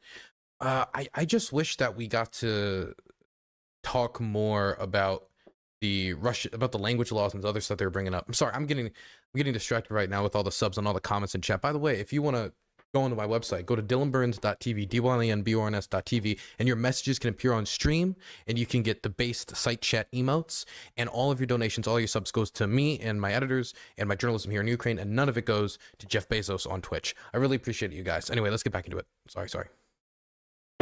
So he's absolutely right. Those types of freedoms to criticize the government only appear in countries that are currently relatively more democratic. But if you look at the detail, I think that the gloves that the Western powers wear are softer. The power that is used in the West is softer, but it's still fairly harsh.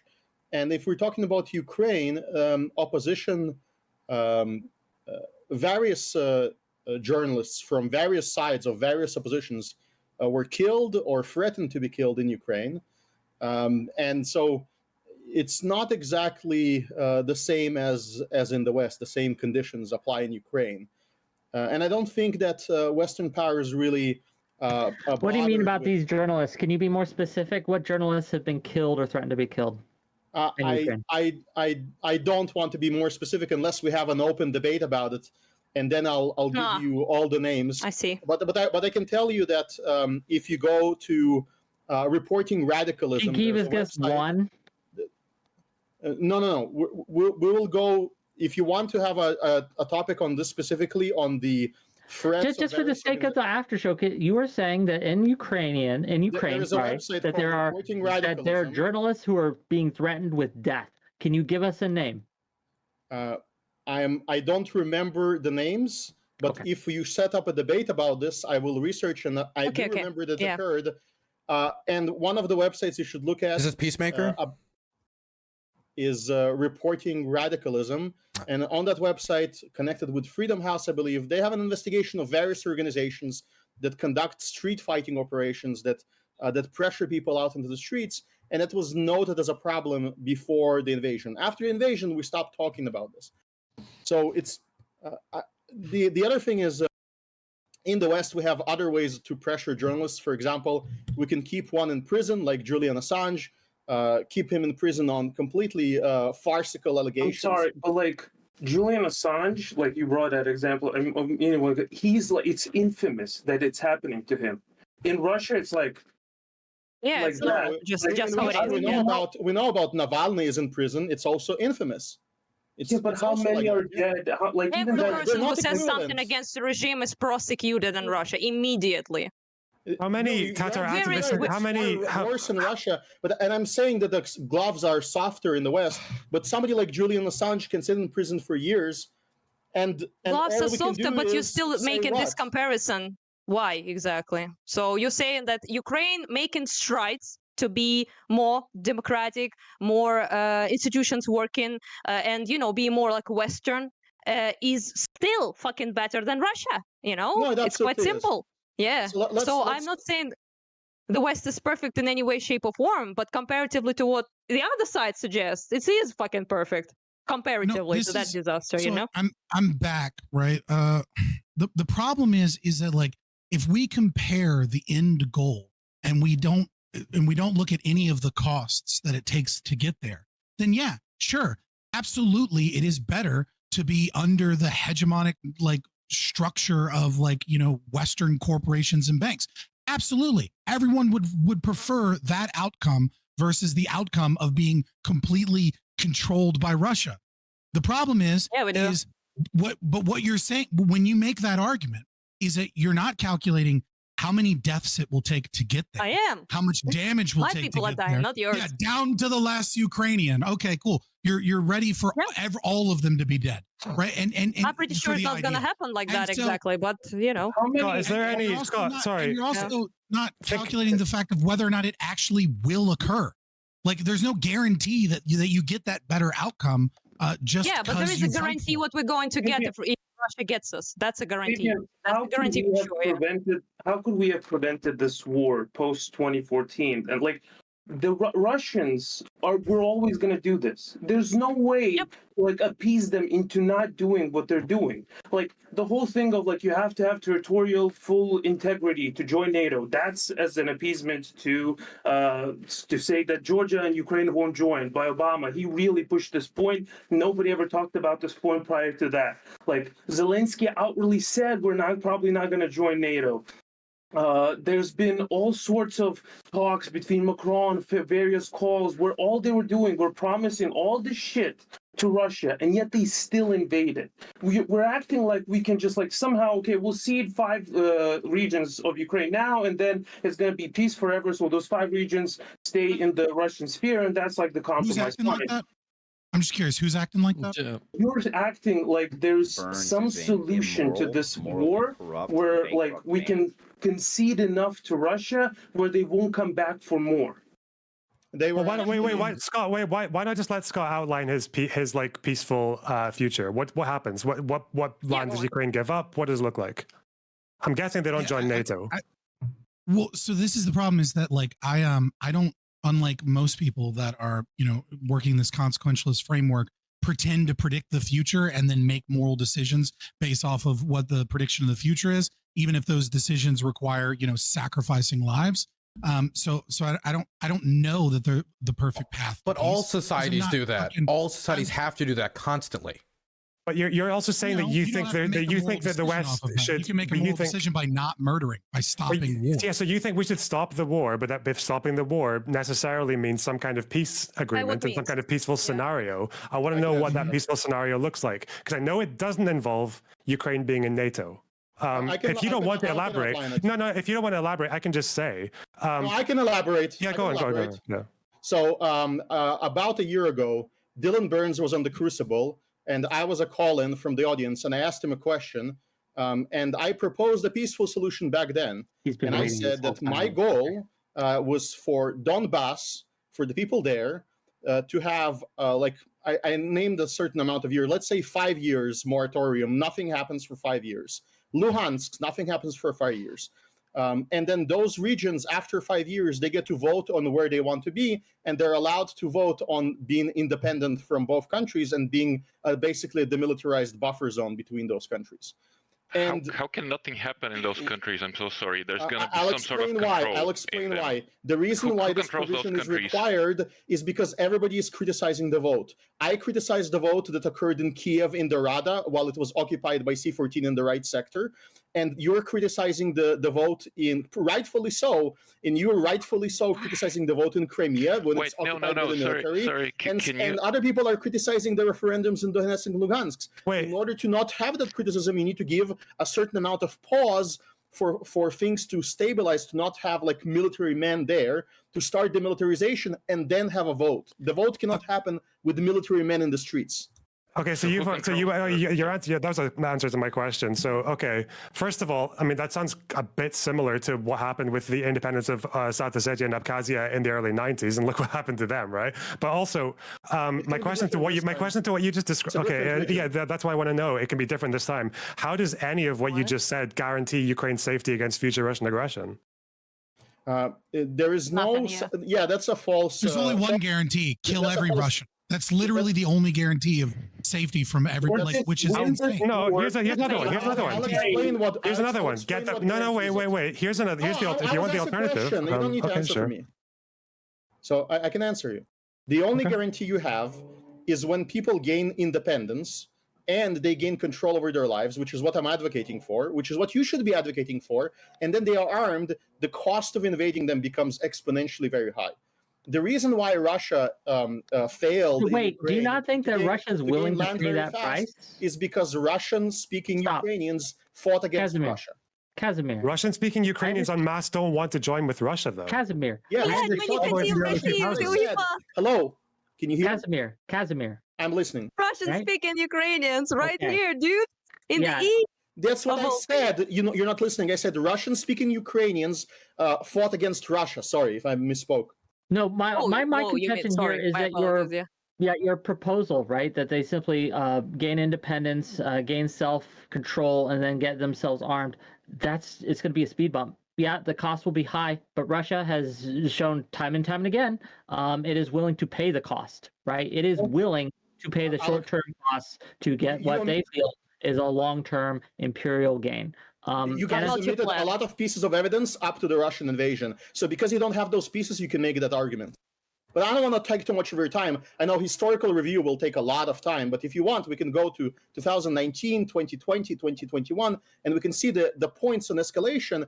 And can you ask me, actually, here's a few questions I have for the rest of the panel. Because why only that far? Why not go back to 2003, like Dylan was saying, right? Why not go back to 2008 or 2014, right? You need to answer this question. When did the Russian military start accumulating on the borders of Ukraine, and when did they start threatening this aggression?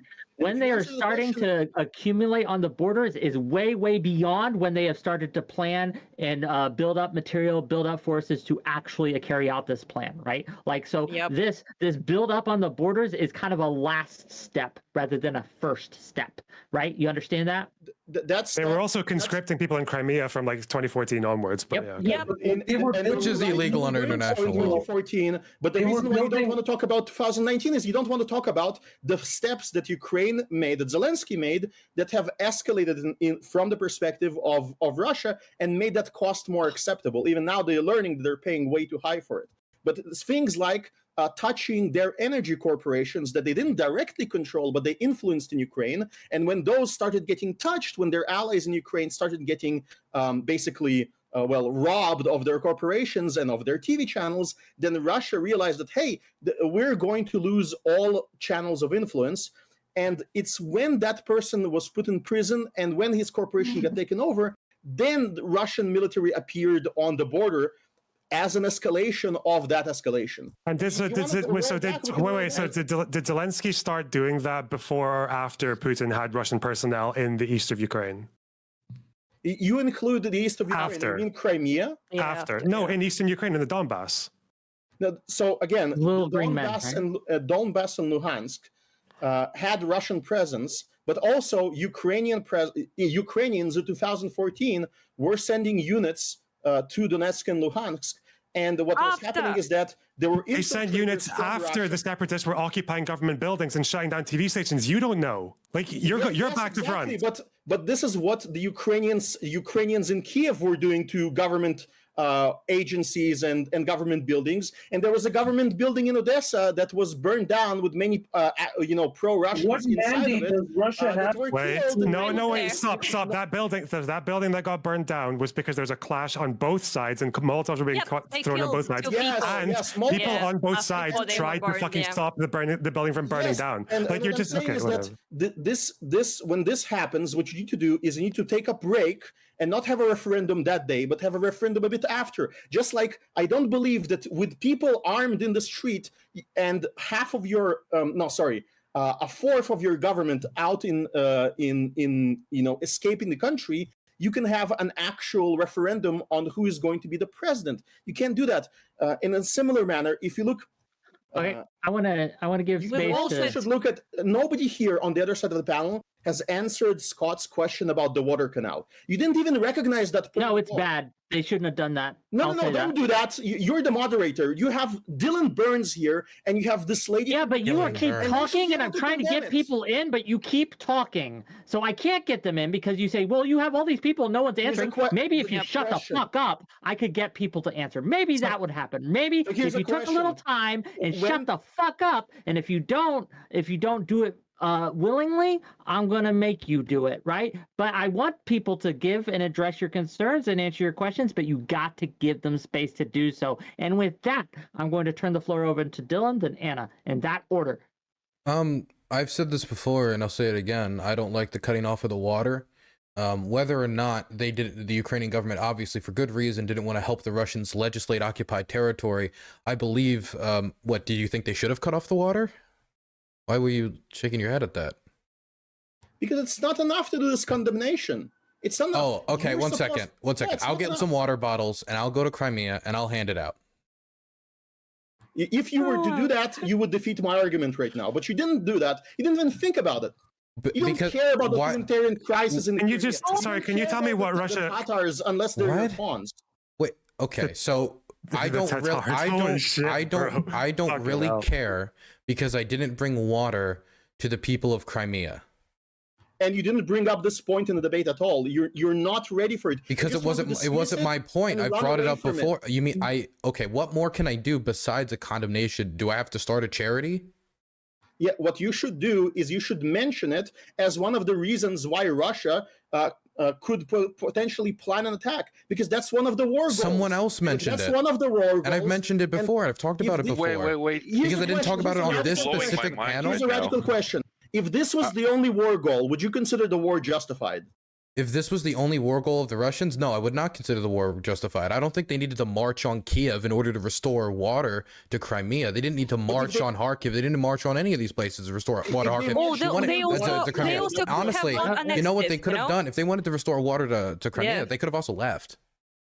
Just so you know, as well, before Ukraine cut off that water, Russia was already conscripting residents in Crimea. They were already moving military equipment into the region, and they were killing Tatars. They were also they blocked traffic in the Black Sea. So I don't know if you should. Maybe I don't know how I feel about doing it myself, but like I don't know if you're also obligated to keep supplying water to a country that's militarizing on your border.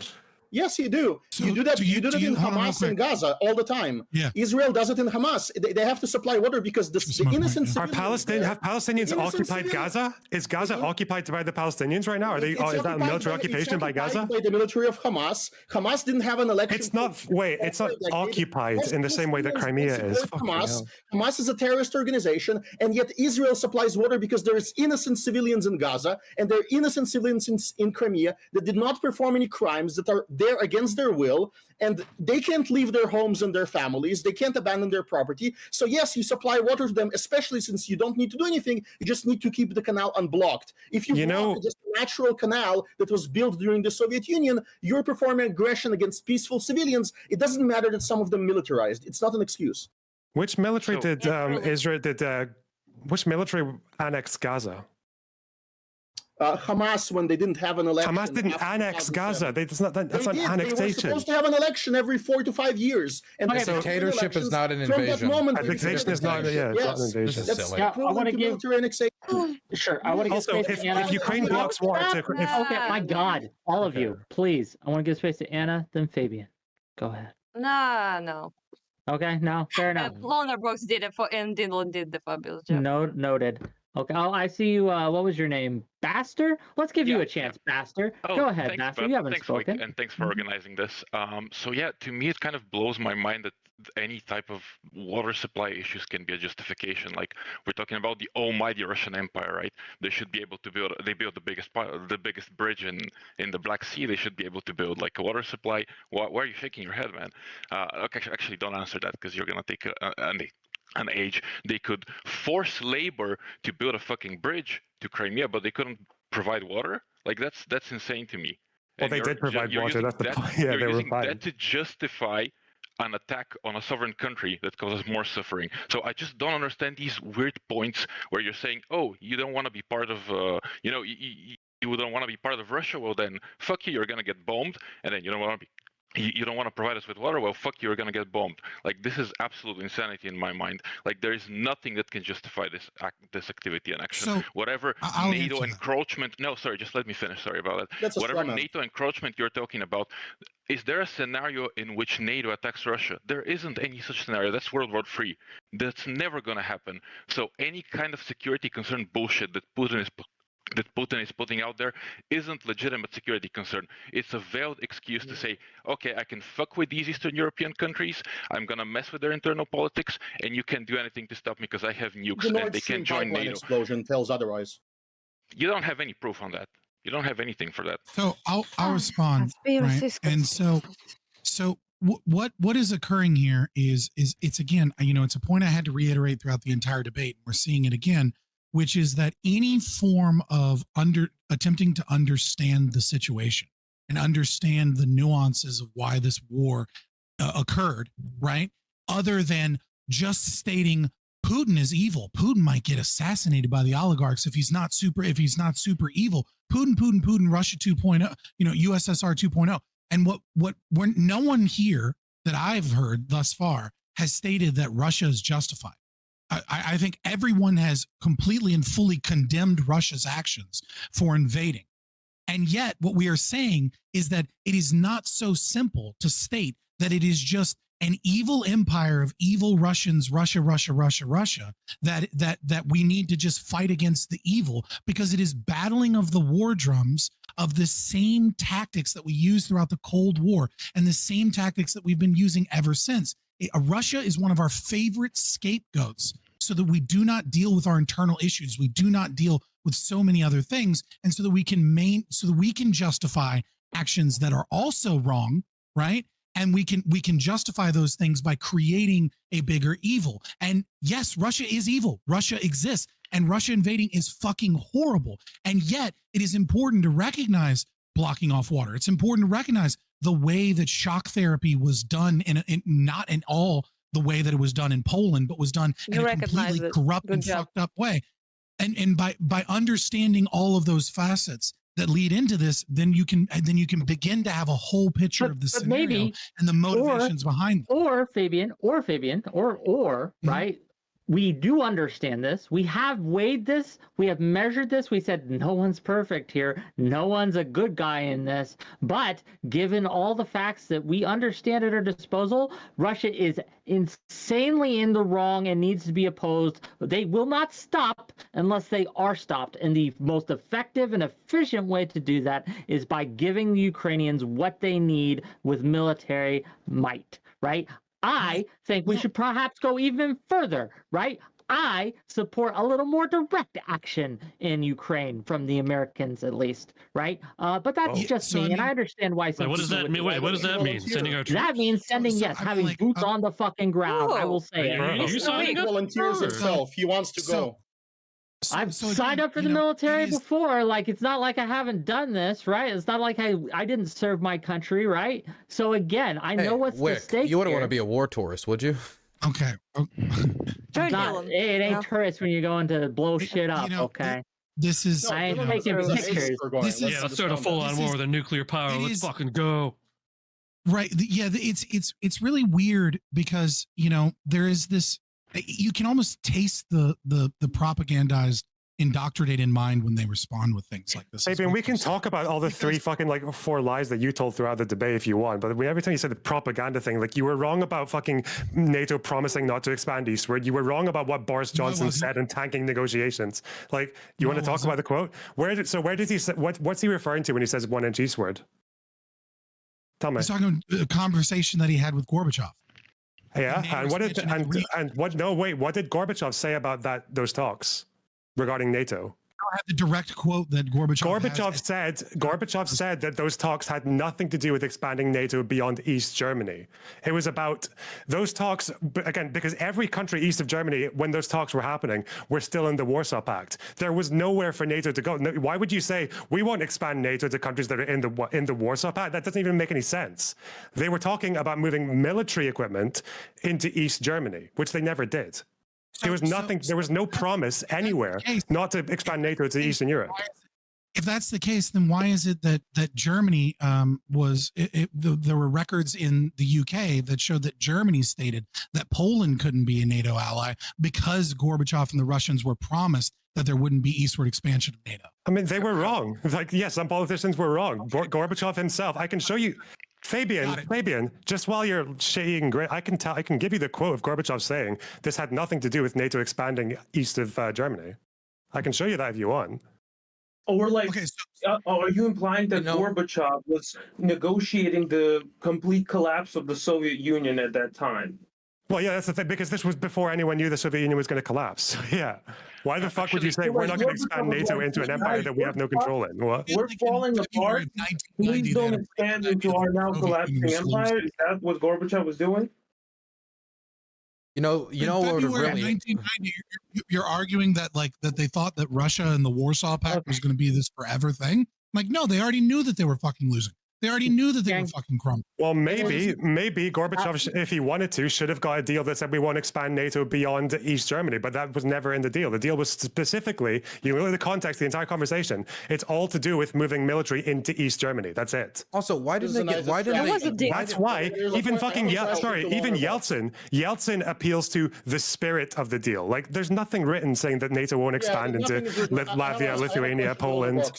Was there a deal where heavy artillery is to be used against Donetsk and Luhansk, where women and children are going to be shelled in 2014? Is there any deal for that? And why brought their artillery in there?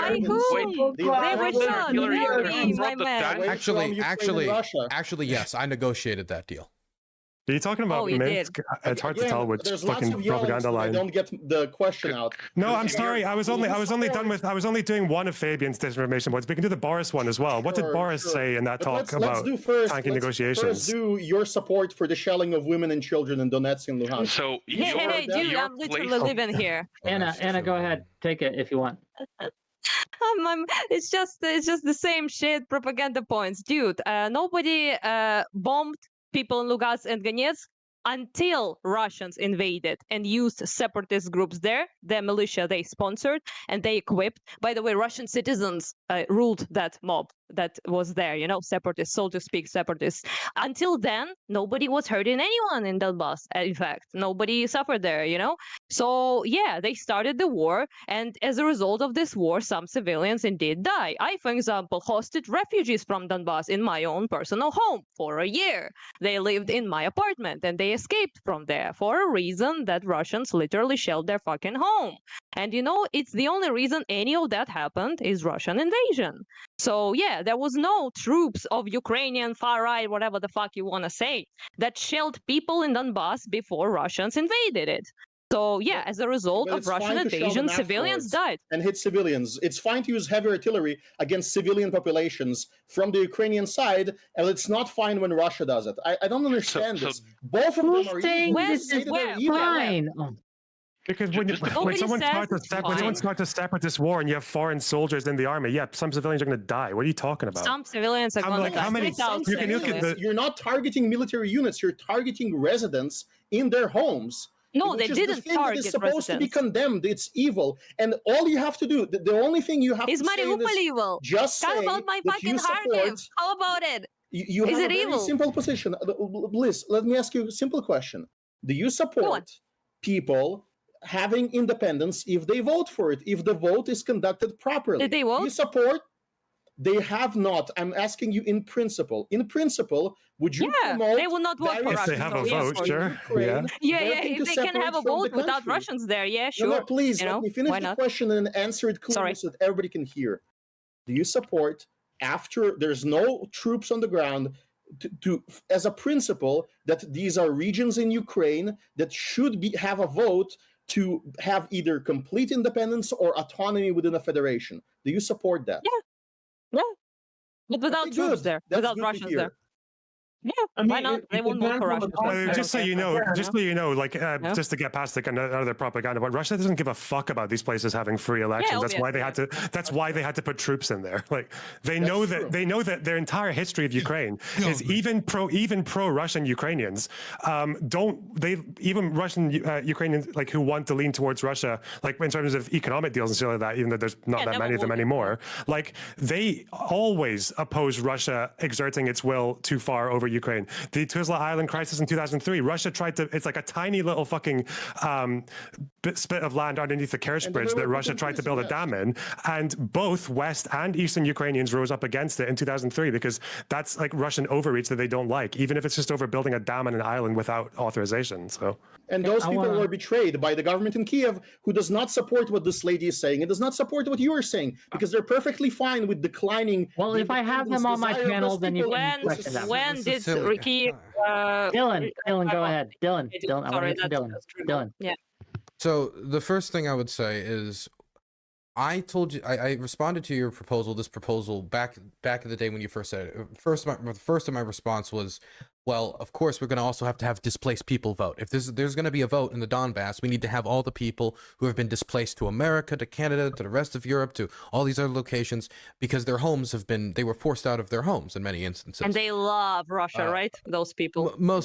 In my forced out of their houses.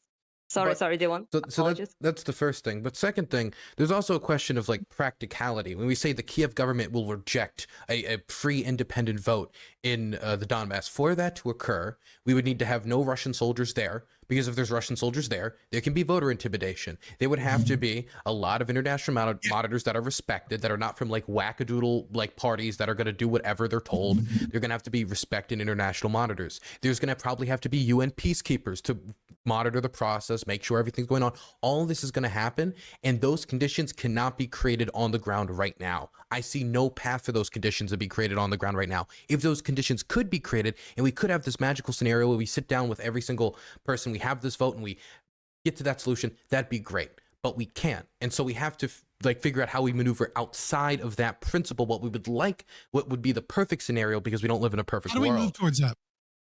How do we move towards? Just outline. Let me. Yeah, like how do we move towards being able to bring the Russians to the table and seek peace, right? Like obviously, I would assume you don't agree with what the Chinese are doing, right? Because their position, their 12-point plan is much closer to what Russia wants. So how do we, as the West, right, actually bring them to the table and stop the killing? How do we do that?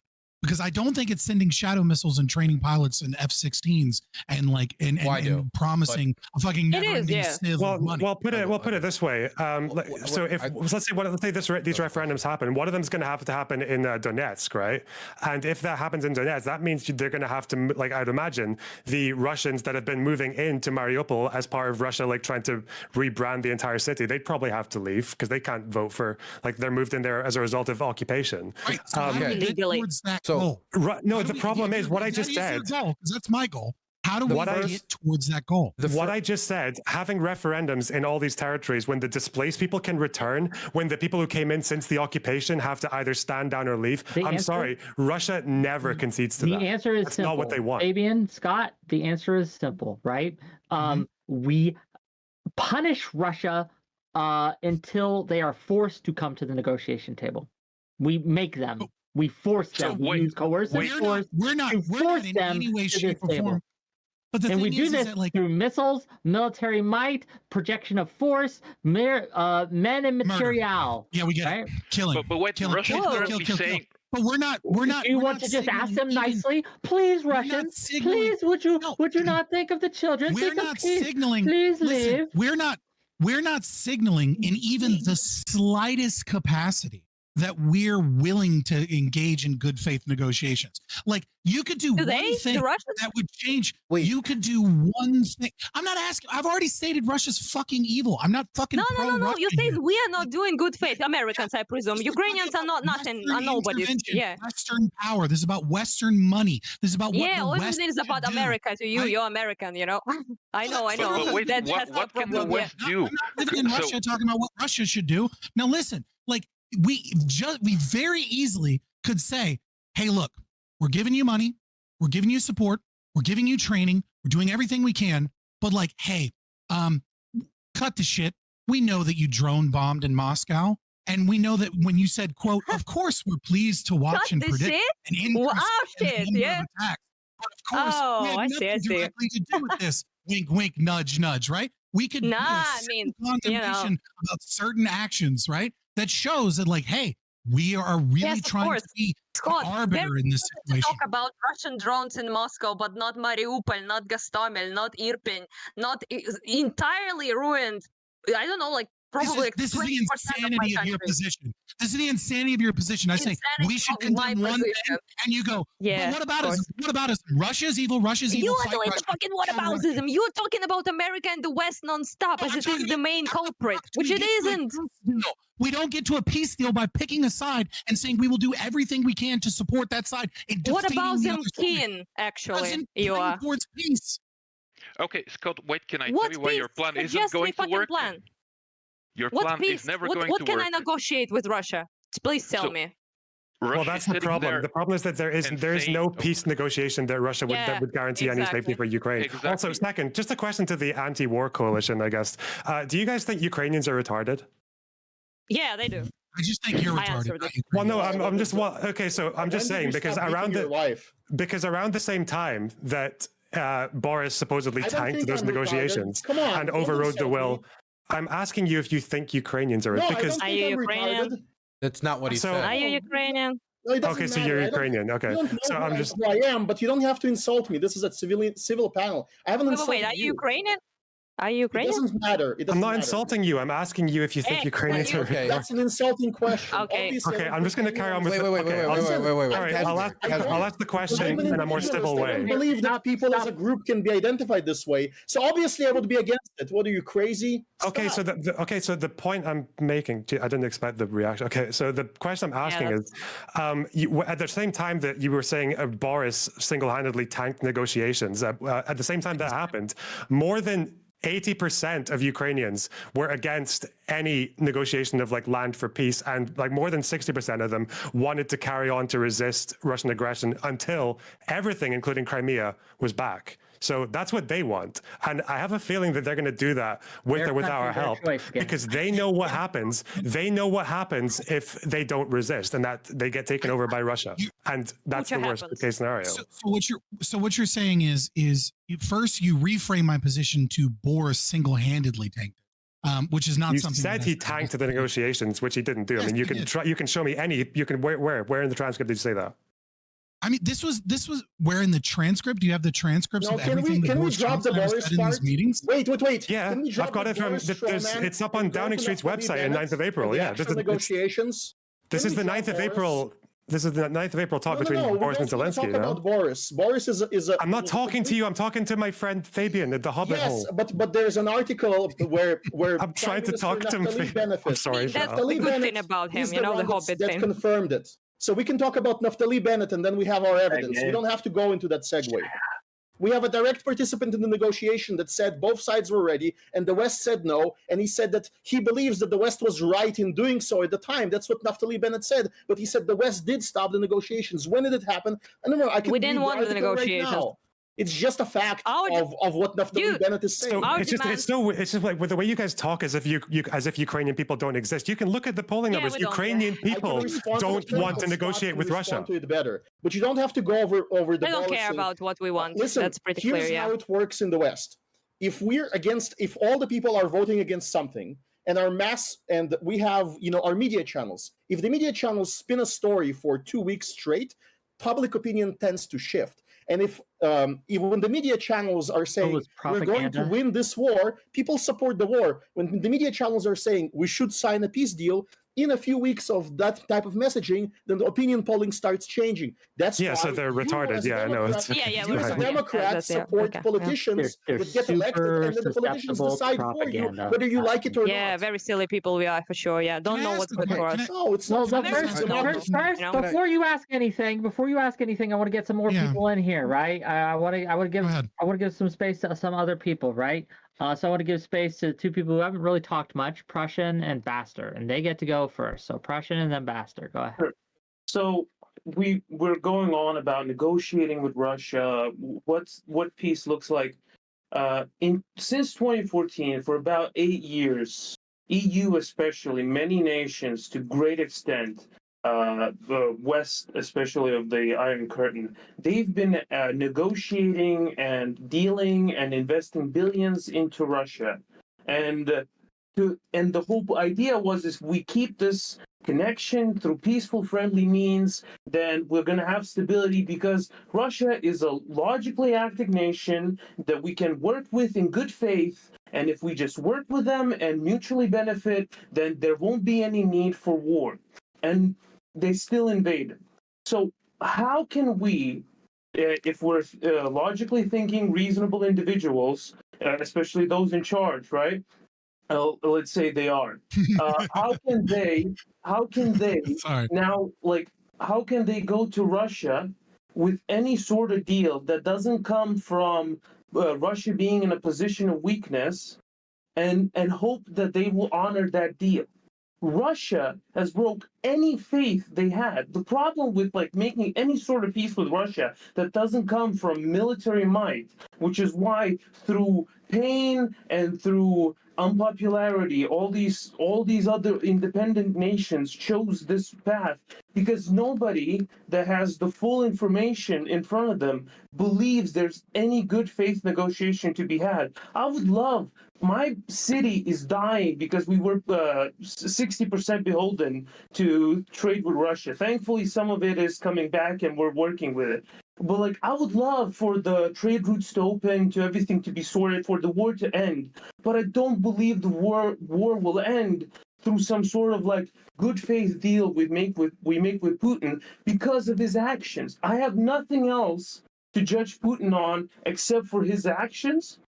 And his actions shown time and time again that he does not have good faith. And his words, let's be clear. Yes. Yeah, you can also judge him on his words, and let's be clear. Putin has made no secret of his intentions towards Ukraine or the larger bloc, the blocs in that region. He has been very clear, both in word and in deed, that he wants to reunite, right, and have some sort of strong Russian kind of pan-Russia. I don't know the technical term for it. Yeah, Russian world. Yeah. Yeah, this Russian world type of deal. He's been very clear. So to answer this, briefly, then we got to go to Baster. Yeah. Well, it seemed like his entire thing was a question, so I was. Yeah. I'll answer the question and go to Baster. Yeah, that's what I'm saying. Yeah. So to answer this, I mean, it seems to summarize your argument is that Russia is about as bad faith an actor as can be, and so therefore you don't see any possibility of being able to negotiate with them until they are militarily backed into such a corner that they're forced to negotiate. And you know that is. If I could summarize, am I incorrect in that? My point. I mean, that's my position. Yeah. My point is that unless Russia is in a position where they have to accept certain demands from us, we can't negotiate with them otherwise. That's what. Yeah. It seems like you just. Yeah, it seems like we're paraphrasing my paraphrase. Like, yeah. But what I would say in that regard is that might be true. That absolutely might be the reality. Nobody really knows, right? Like that's our best guess given the best available evidence. That because they're kind of they're in there's a belief that he's in a position and that the Russians are in a position, right, where they have to project this strength, and so they might fight to the last, tooth and nail. Regardless of whatever negotiations come, unless the deal is so favorable to them that they can make it a Pyrrhic victory.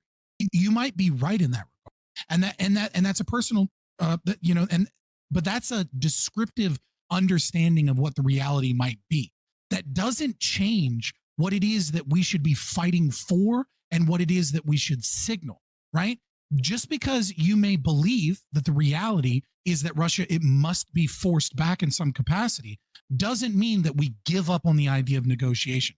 Doesn't mean that we tell lies to people in order to drum up support for the war, that we're fighting for democracy. It doesn't mean that we have to propagandize and gaslight and move in such a way that we don't actually fight for peace, that we don't condemn things that are bad that should be condemned. Can I actually respond to his point? Oh, sorry, Dylan. I'd love to respond. So there's a few things that have been talked about a while ago, but I want to bring back up the bombing of the Donbass children. I'll be right back. The bombing of the Donbass children. The reason why a lot of Ukrainians react to that and they roll their eyes and they're like, and it's even become in some areas like a meme, like, oh, the next children, is because it's like talking to the German. Bombas, yeah. Yeah, it's like to a lot of them, it's like talking to a German who's like, what about Dresden? What about Dresden? It is boiling down what the vast majority of the crimes have been on one side, to point out a few instances that have happened on the Ukrainian side to try to make it seem like it's equal, when it isn't.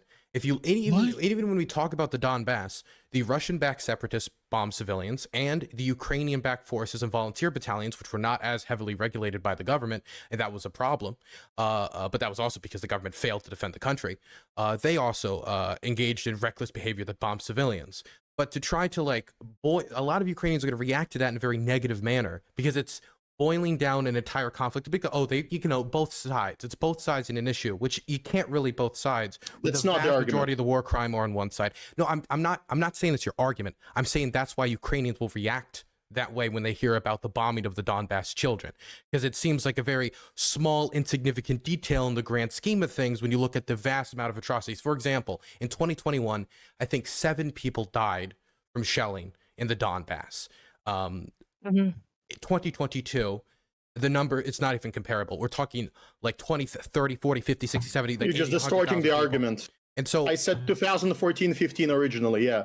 I know the statistics. I know that first a lot of children died during the heavy artillery shelling, and then citizens naturally moved out of the areas being shelled, and so by 2021, less people were dying, less civilians were dying to shelling. Like, why should they keep dying there for 8 years straight? And there was less shelling, you're right. And there were Minsk agreements by which, if ratified by the Ukrainian Rada, which they were supposed to, would give those people an ability to reach autonomy using a more peaceful but the means Russians also and did not remain abide within by Minsk. They didn't abide by Minsk. Neither side Russians didn't abide by Minsk.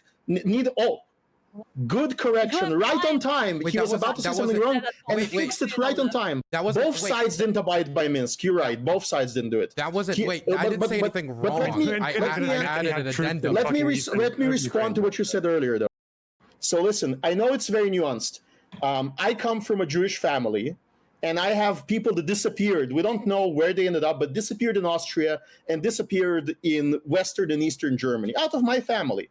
So let me explain to you how, as a Jew, I would respond to your comparison to World War II and the bombing of Dresden. I think that the bombing of Dresden, as a Jew, that has no reason to like those Germans, specifically the Nazis that were bombed, was an atrocity. It was a horrible atrocity. So was the bombing of Hiroshima and Nagasaki.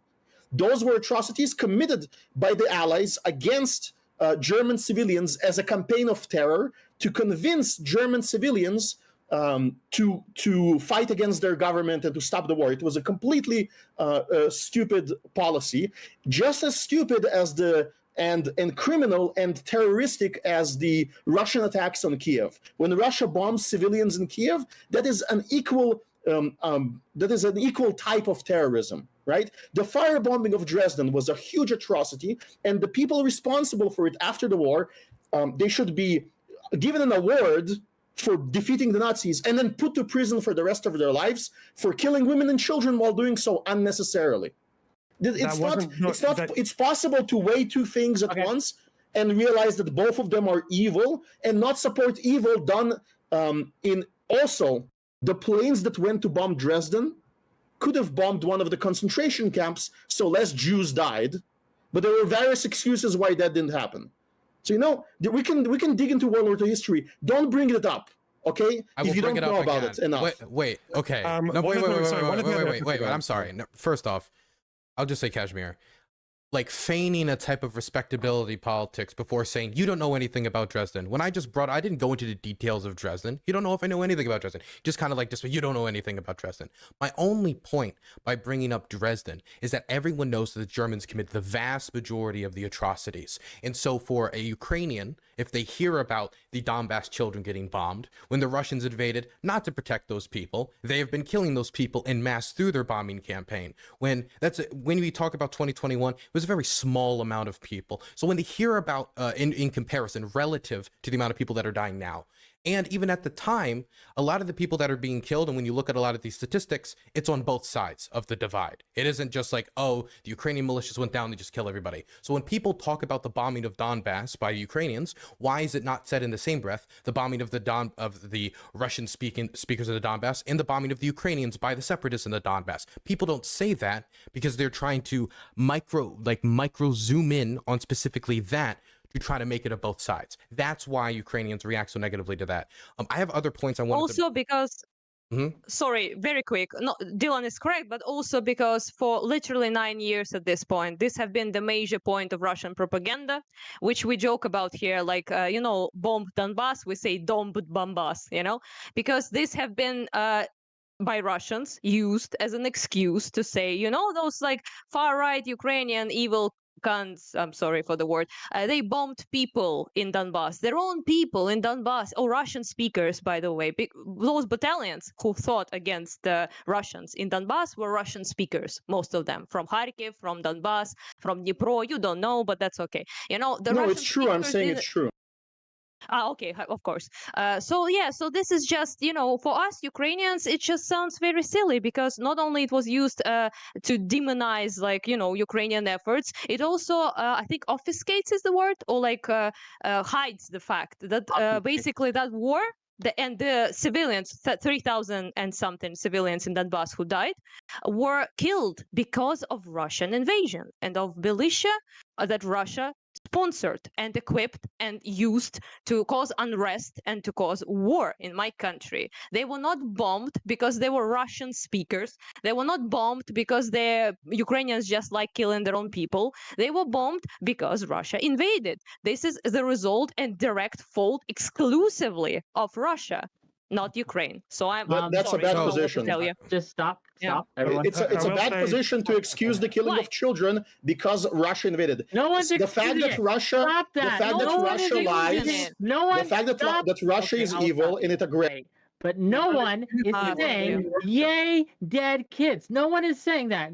Goodbye, I didn't kick him, and if he wants to leave because I want to get a fucking word in on my fucking panel, he can leave like the coward he is. A fucking scumbag. No, but no one is saying, no one, not a single soul is saying that bombing children is good or That makes him okay. a coward for popping. It absolutely makes him a coward. If you can't stand up for your beliefs and you have to filibuster the whole time, you are a fucking coward. And if he wants me to say that to his face, he can come fucking back on. I'll go on his show. I'll do what needs to be done. And I will take him down if I need to. Obviously, he can't He's a stand up for fucking himself coward. if he's muted.